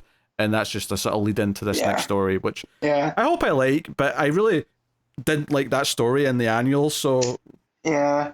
I do like they put a spin on it here where Batmite says at the end is if he can do this to a whole dimension full of life and color, I don't know how the Earth stands a chance. So it just shows it to you. Yeah, they're fifth dimensional, but they were kind of this big, bright, joyful place. And if it can do that, what's it going to do to a more, dour, type of Earth, a more realistic? So, well, we'll see where that goes. I like the imps in small doses. So a whole arc of them, I don't know. We'll see. I'm going to keep an open mind. Yeah, so sometimes like Mora knows Waid, I should say, knows his shit, but it does feel like sometimes like what he wants to like play in the toy box with isn't necessarily what I always want him to play in the toy box with. Yeah. So I mean, we'll see. We'll see how this goes. We may end up finding. I mean, I think the big thing with that story though is because it was just nothing but imps. Obviously, with this main story, we're going to have the actual characters being involved, and I think that'll because most of this backup, I think, was actually pretty good. To be honest, it was fun. I like we had a giant Abe Lincoln coming out of the giant penny to fight the gigantic dinosaur robot that's in the Batcave. I think the key to it is you have to have the regular characters reacting to the crazy stuff. Otherwise, it's just crazy stuff for crazy sake. So, and that's why I think that story in the annual didn't really work for me because it was just nothing but all the imp jokes. Yeah. So. Well, and too, they release all the creatures from the Fortress of Solitude Zoo. So they all end up going through a portal and ending up in the Batcave as well. And so, yeah, it's all straight chaos. And I think Mora does a fantastic job at keeping control over everything because you don't get lost with all the creatures. It's pretty easy to follow. Okay. All right, what are you rating World's Finest? I'll give this an 8. I don't know. I really like this actually. Like, I like reading it. The art looks really good. I love how Waid gets both of these characters. Actually, I'm going with a 9. I think. Okay. Yeah. All right. Justice Society of America, issue 9. Geoff Johns writing with Mikel Janin on the art. So this is kind of continuing the recruitment of some of the younger villains that. At least the Huntress knows from her future are going to be good, or can be good at least. Obviously, the timeline is all wacky now, and who knows if that future will happen. It probably won't even, and that's what makes it kind of fun. So it's a lot of that. A lot of them, we see them sort of recruiting some people at the start. Icicle, the Harley Quinn's son, stuff like that. A big part here is what's the Mr. Terrific sidekick called? Quiz Kid. Thank you. Quiz Kid comes in and is like, hey, Mr. Terrific, all this stuff's great and all that, but it feels like you've lost sight of what Mr. Terrific was about in the first place, which is helping the people who are forgotten. It's helping the people who are hard done by. Obviously, the world-ending threats need to be dealt with, but that's not what Mr. Terrific was about. So that was an interesting conversation. The art's really good there, as is the art of... this villain being thrown off the side of a building. Yeah, the one that was tattooed. So I will give John's credit here that maybe he knows there's big gaps because I had forgotten that this guy had popped up until they had mentioned the tattooing of the eyes because I remember that being teased in a previous issue. Yeah. So them throwing that in here, but yeah, he's being thrown off the side of the Capitol Records building in LA. Yeah, I mean, I feel like he really cares about what he's writing here. It's just a case of the gaps are making it tough to remember things sometimes. Some of the JSA show up to deal with this, and he's like, I wasn't going to let him hit the pavement. I was just going to let him get real close. So they're like, yeah, okay. So we get some gorgeous pages here of like him running away from all the heroes here. Great 2-page layout. He moves like Spider-Man. I'm not familiar with Harley Quinn's son, who this guy is, or even Harley Quinn for that matter. I know it was a Alan Scott Green Lantern villain.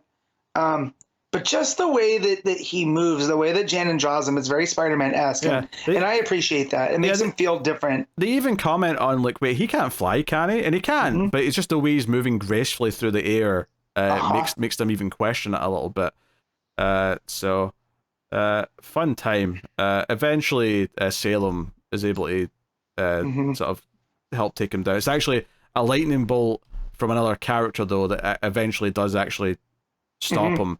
You see it comes off page, and then all the characters look around. It's like, and he's like, "Don't worry, friends. He won't cause you any more trouble."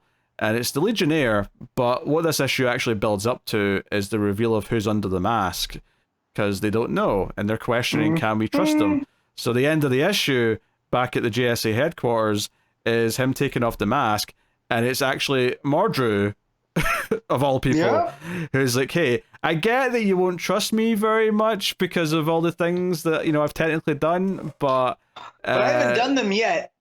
Because it's a young version of Mordru. It's a young, clean-shaven Mordru. A young, who's quite the looker. That's an attractive man. I do say so myself. Because I'm like, wait, Mordru, and I had to, in my head, I was like, wait a minute. The old dusty Legionnaire villain? I was like, that's the guy with the beard who was doing all the Fate helmet stuff back at the start of John Z's JSA run, right? Yep. Yeah. So honestly, I was surprised we got to the end when we did, because like all the chasing Harley Quinn throughout the middle of the issue was a lot of pages, but it was all really gorgeous pages though, and it really sold that he was hard to catch. But it did read really quick, which is almost unfortunate when the book's like once every 3 months at the current schedule. So this guy, I was reminded when I looked up the Legionnaire, this guy, I thought he was he kind of looks like Pharaoh Lad, which I think is on purpose, but the reason I remembered him was he had showed up in that JSA files that they had put out, where it had listed all of the lost children and all of these new characters from, I think it was like the Golden Age special, and it had all that back matter. He was listed in there, and it was the Identity Unknown. And so when it was revealed that he's Mordru, I was kind of shocked. That said, it's very similar to some Avengers stuff, which I think John's worked on back in the day.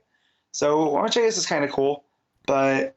I mean, it feels like he's playing with some of the characters that he himself worked with on JSA, so... Yeah.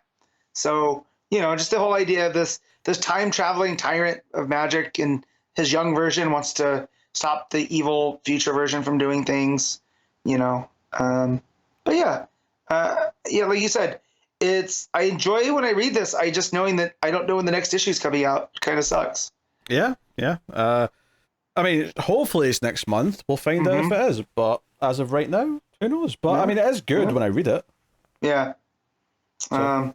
I also love the in between Power Girl and Hawkman when she catches the Harley Quinn son's guy that he dropped, and Hawkman's like, I would have dropped him, and it's just little fun character flourishes from characters that Johns appreciates. So, but the art is really fantastic. That was gorgeous. Yeah, Janin been back on this is a sight to behold.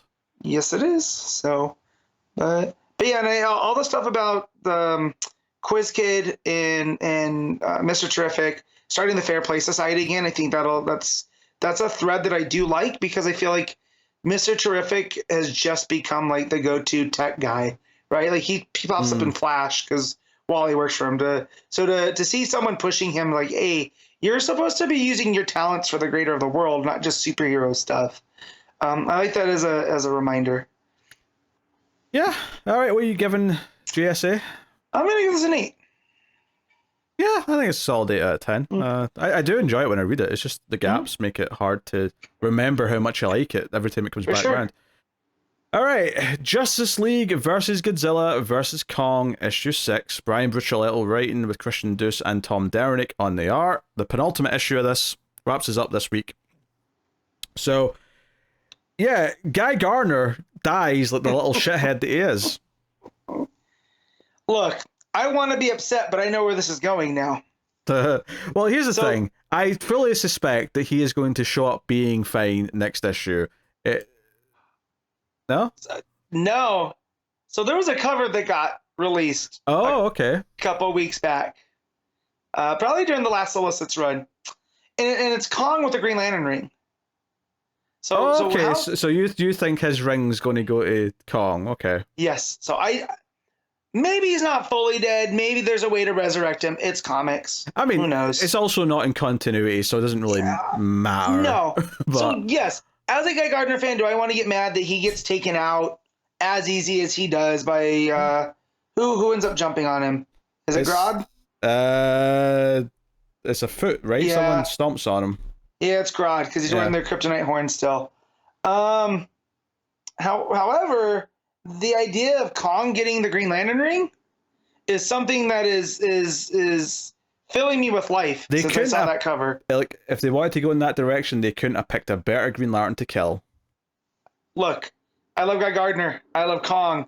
So the successor to Guy Gardner's ring being King Kong? Come on. And right, like, how do you make me, I've already dealt with the death of Guy Gardner before, in Human Target, right? So here, Yeah, I loved it. In less than 2 years, I've got to watch Guy Gardner die twice. I love it. yeah. Yeah. And here Kyle looks sad. So maybe it's sticking. I don't know. But yeah, just the idea of Kong getting his ring is enough to make me feel okay. That's good stuff. So yeah, I knew I didn't know you were going to lead with this, but when I read it, I didn't want to say anything. But so when I read it and went, oh, Guy Gardner got it. Pete's never going to shut up. And then when I remember what it was going through, I was like, okay, I can spin this into something positive. I can you thwart him. can spin whatever you want. He died like the chump that he is. That's all I got. So yeah, the Justice League are basically talking about where all the monsters are. Godzilla's trapped underwater right now with the nth metal shackles, which is that keeps him out of play for a while at least. But obviously these other monsters are heading towards Metropolis. The Legion of Doom's up to something, so they're like, okay, we have to go deal with this. And there's a moment here where they're like, what about Superman? And Batman says, I'll meet you there, which implies to me that Batman does, because obviously later on in the issue Superman's up and about. Yeah. It makes me think that Batman had a last ditch effort to wake him up and save him. Yeah. That he's done off panel here that we'll find out about in the last issue. But regardless, Lois wakes up from a nap and Superman's gone and she's like, Clark, where are you? So the Legion of Doom are mobilizing as well. Lex has got his Mecha Godzilla. Although, detail here that I don't think I caught before is that he didn't just build this from scratch. He actually says that they got the parts for this from the universe that they came from. So this is the Mecha Godzilla from the movies, basically. Yeah, from the Monsterverse. He's just put back together. That actually makes a lot of sense. But they did tease in the last issue, of course, that Batman was working on something as well. And we get the payoff to that, because after this great 2-page layout of Mechagodzilla coming towards Centennial Park in Metropolis, we get a full page of the Bat mech thing. Yep. And all the Green Lanterns are there with a couple other characters coming in. And that's all good fun. So we get, Mechagodzilla with these other random titans fighting the Bat mech. And then the Green Lanterns, and I love, this is so Power Rangers, I love it. The Green Lanterns make a giant Green Lantern Megazord themselves, but you can actually see in the Green Lantern construct what parts each of them are making. Yeah. So, I mean, you can't necessarily specify which one's which, but you can see that one Green Lantern's making the head, one Green Lantern's doing an arm, one's doing another arm, so on, so on. It's very Power Rangers, Voltron, very manga type stuff, so I'm glad they're pulling from that. Which it does suggest though, I'm like, can they all just make a construct this big on their own? Because I think they can. Maybe the idea is that it's much stronger because they're all contributing to one thing. They're putting their will together in one, form, and we get giant. So I've been going back and watching some of the older Godzilla movies that I probably haven't seen since they were on TV when they were a kid. And so this is what I love. I love the just big monsters fighting. So at the end of the day, I'm a 12-year-old boy. And yes, I love that Godzilla and the kaijus represent trauma and all that stuff's very good too. I love that there's room for both. But here, this issue is we're going to have a Green Lantern mech and a Batman mech fight all of these different titans. You know? Also, the Bat plane that Jason and Damien are in is a transformer that transforms into kind of like a sort of jetpack mode. Yeah. I really thought it was going to, in Power Rangers fashion, fuse onto the Batman, the Mecha Batman. No, it looks more like Starscream or something like that from Transformers. Yeah. Honestly, the laugh and the snort that Matt gave out when I said that is all you need to really hear, to be honest. But yeah, then Grodd, King Kong, and Supergirl show up, and Grodd's controlling them with his telepathy and kryptonite helmet. So the characters, there's some fighting here, and they have to try and figure this out. And of course, Kong rips off the arm of the Green Lantern mech, and it's Guy Gardner's arm, so he falls to the ground, and then Kong stomps on him, and seemingly is dead. Grodd does, because he's... Oh, so Grodd, sorry, I said Kong. Yeah, okay. So Gardner ends up in front of the Legion, and that's where he's like, oh, I'll get payback on these guys. And that's where, here comes Grodd. And just like, nah, we're going to face plant you, curb stomp you. Which then, shatters the, Kong's able to get a big blow on the mech, on the Green Lantern mech, and all of them go down. Yeah. Where then Aquaman shows up. Yeah, Kyle, John, Jess, Baz, all of them go down. Then Aquaman shows up. Some other heroes come in, and it's not until after Beast Boy turns into a giant Kong-sized gorilla, because of course he can. I love it. And he's got it, and he references Training Day, which also makes my brain jump. Like, oh wait, this is not a universe that has King Kong, so why would he say this Kong ain't got nothing on me? But I'm like, this is the Justice League fighting Kong Godzilla. Why are you thinking so hard? Yeah. Also, that reminds me, it must have been in World's Finest. Lex dropped a Terminator reference. He said, "Come with me if you want to die." Yeah, that's right. Was that Lex? I think that was Lex who said that this week. I think so. It's because someone said that anyway this week. Yeah. Basically Green Arrow tries to take out the kryptonite helmet because they really have to get Supergirl back on their side, because this is too hard. And it's actually the gunfire from Red Hood's Jason Todd. He fires some cannons shots and knocks off the helmet, and then Kong and Supergirl sort of look at each other like, oops, we've been on the wrong side here. And that's when the giant Skullcrawler, which we know the League of Assassins were putting in the big Lazarus pit, shows up with some regular Skullcrawlers. But that's not the cliffhanger, because I thought we got to that page. I thought, that's the ending. That's your cliffhanger, as the Skullcrawler shows up and the kaiju battle it commences. But the actual ending is we see something fly into the water, it's just like a meteor flies into the water, and Godzilla's there in his shackles, and then the final page is Superman saying to Godzilla, "We have some unfinished business." So what I like about this is that I think this is setting up that Superman and Godzilla are going to come in side by side to help beat the villains in the last issue somehow. So because Superman's going to tell him, "I'm not a threat. You're not a threat. We're going to be able to coexist." Yeah. And he's going to lift up the nth metal and Godzilla up, and it's going to be epic. He's going to rise up out of the sea, and we're going to have Kong and Godzilla teaming up with all the mechs, and I'm just going to be a happy boy. Kong's going to have a Green Lantern ring.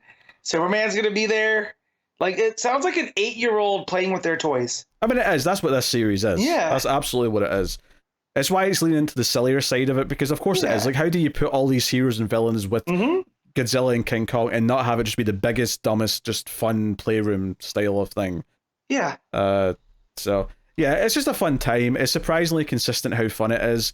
I think the edge that it has over, say, something like Jurassic League or some of these other kind of Elseworld type stories where they almost don't tell that much of a story. It's more just of how do we translate what we know about these characters into dinosaurs, and then it's fun to see how they do that, but there's not as much of actual story. The story is maybe the weakest part, because it's all just a playground to do all these ideas. I feel like this gets to go a little step further, because you get to actually have the characters form allegiances and sort of realize who's on the good side with each other.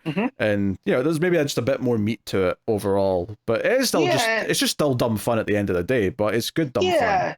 But what's cool about Buccellato, too, is that he seemingly understands the kaiju lore, right?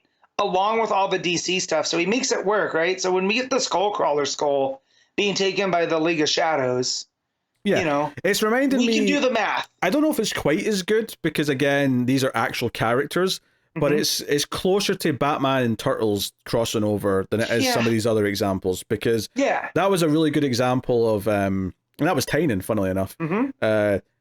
Of like, it makes sense that Splinter respects Batman instantly, and that Shredder and Batman are actually like a mano a mano type fight. They're equal skill sets going up against each other. It's like you really understood both lores, and you could have the characters like clash in ways that made sense, but then come to understandings that made sense. This is kind of doing some of that. Not quite as great, because ultimately, like Godzilla and Kong aren't as much of like characters like the Turtles and Splinter are, because they're actual, they can speak. they have more depth in that sense. But like fun. Just the idea of Superman's going to reason with Godzilla, right? Yes, yeah, that's fun. And we're gonna have, especially the MonsterVerse version of Godzilla, where he's more of a force of nature and whatever. But the fact that he does, there seems to be an understanding that he has as this kind of protector spirit of the Earth. That's gonna gel with Superman. And I feel like there's going to be a panel or a page next issue where Superman is firing his heat vision and Kong's firing his atomic breath at the same time in the same direction. They're going to they're doing that shot. One's going to be red, one's going to be blue. It's going to be great. There's no way they're not doing that moment, and I'll be disappointed if they don't put that moment in. So fun time. Art's fun. It's obviously we've got the extra artist here in this one. Derenick. It's solid. All right, so what were you giving this book? Despite the Guy Gardner death, I'm going to give this a 7.5. Yeah. 8 out of 10. Guy Gardner died. Yeah, I was going to say, I was setting you up for it because of the Guy Gardner death and give it a higher score. Yeah, 10 out of 10. 8 out of 10. 8 out of 10. All right, that was the last book. That'll take us out of the part of the show where we pick our favorite stuff of the week, favorite panel/moment, favorite cover, favorite artist, and obviously top 5 books of the week. So, Matt, what are you going for best panel/moment? I did like some of the Joker Luthor stuff in World's Finest. Pugh does a pretty ominous Joker. There's a lot of fun stuff in the Godzilla and Kong. But mine's going to be from Titans, and it's going to be Trigon telling trilogy that he's you're not even my favorite kid. So I thought that was darkly funny. And like you said, the parent ranking system is in play. So that was good. Yeah, it's very good. What do I want? Honestly, I think I think Lex begrudgingly saving the world it might be my moment of the week. Because I just got it in the moment. He's like, this is, or actually not even the saving the world. I'll go with the moment right before it where you see the horror in his face as he's seeing what will happen to the world if Joker gets to do what he wants. Because it's like, I just think it gets both characters in such a good way that just makes sense. So I'll go with that. All right, cover of the week. I've not had a chance to look at them, so I'm going to look at them just now. You go ahead. I have a couple that I want to talk about. For Godzilla vs. Kong, I'll start there because there's a couple. There's an In-Hyuk Lee, one that's got Batman, Superman, and Godzilla, and it just makes Godzilla look like this big rampaging monster. Very, very kind of scary for scale's sake.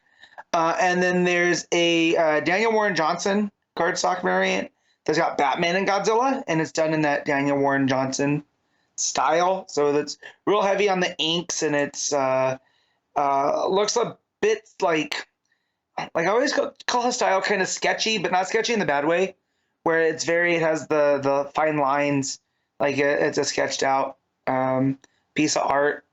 And then World's Finest has a Joel Jones cover for the anniversary. I think it was a cardstock, and it's got Superman and Batman, but on the bottom of the page, it's got Superman running for a phone booth, and it's done in that style that he's peeling off layers of clothes as he's heading in there, so his shirt's open before he gets in there, and that looks great.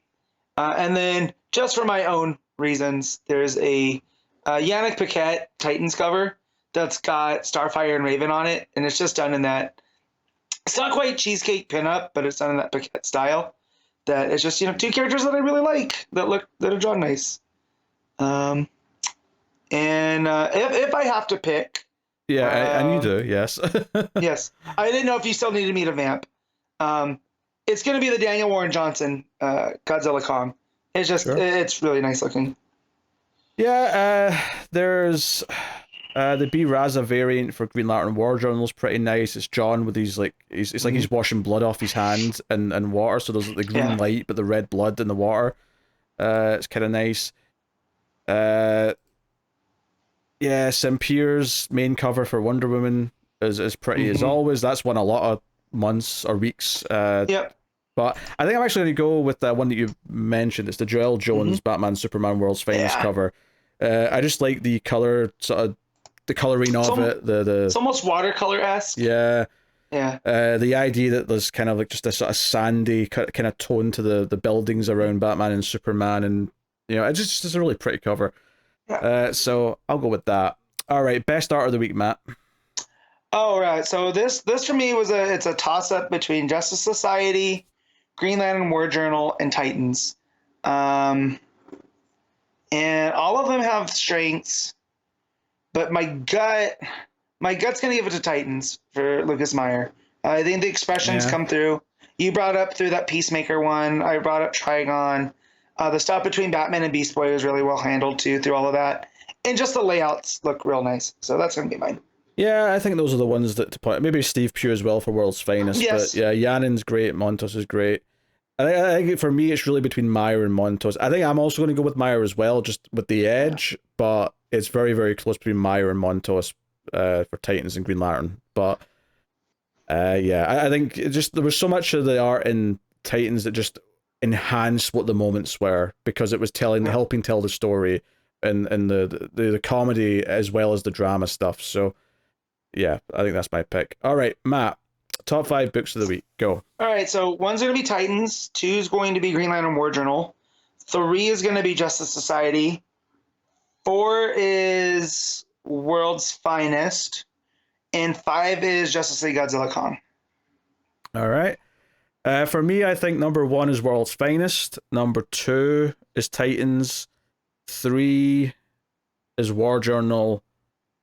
4 is I'll go Godzilla Kong. And then 5 Nightwing. Yeah. Yeah. So there you go. That is the picks of the week. So I'll tell you what's coming next week from DC Comics. Next week we've got Detective Comics 1083, Green Arrow issue 10, The Flash issue 7, Harley Quinn issue 38, Batman the Brave and the Bold issue 11, The Penguin issue 8, Alan Scott Green Lantern issue 5, Power Girl issue 7, Batman Dark Age issue 1. We have Amazon's Attack issue 6 and Primer issue 1. So definitely a bit of a lighter week. A couple of things to try. I mean, Batman Dark Age, I think, is the no-brainer. Yeah, but that goes off of the... did you do the Space Age with oh, does it? The same team? No, I didn't. Yeah, so those are similar. This is going to be the Batman version of that. So. Oh, well, in that case, maybe maybe I don't have as much as I thought. Oh. Yeah, I don't know if it's a direct sequel, but it's going to be the same style. Of, we could give Primer a try, right? Yeah, maybe, yeah. Because I mean, there's not a lot of books otherwise. I mean, you have Power Girl and Green Arrow, I suppose, but I don't. Yeah. I've only got 3 or 4 books then. And I was checking what's in Brave and the Bold because I just like to look, but nothing since that. Yeah. That's a fun cover actually. It's like all the police tape, and then you see like Batman's like chest behind it. I like that as a cover. It's a nice touch. Yeah. All right, so that's what's coming next week from DC Comics. This has been episode 400, if you can believe it, of the show. Hopefully you enjoyed our top 10 discussion. Episode 400 had a Guy Gardner death. The irony's not lost on me. Yeah. Hopefully for 500 we can get, I don't know, Mr. Gold death. That doesn't stick because he's a time traveler. There's another one will pop up. All right. Last been the show. Hopefully Connor will be back on again soon. But thank you very much for joining us. Thank you for joining us for however many of these episodes you have been here for over the last 400. And we will see you again next time. Check out Patreon. You can support the show. Keep the content coming. You can find links in the description or or on our Twitter or whatever, at DC Comics Podcast. But that is us. Thank you very much for giving us a reason to still be here 400 episodes in. And I'm not going to say 400 more because that sounds like, I mean, it may be 400 more, but it sounds like a threat. It sounds really depressing to say, hey, we'll still be here in 8 years. But hey, maybe we will be. Maybe we'll be here in my mid-40s talking about DC Comics. Who can say? I don't need your hopes up. I probably won't. He probably will. Let's be honest. I know Matt too well. He's a glutton for punishment. That's true. Thank you for joining us, everyone. We'll see you next time.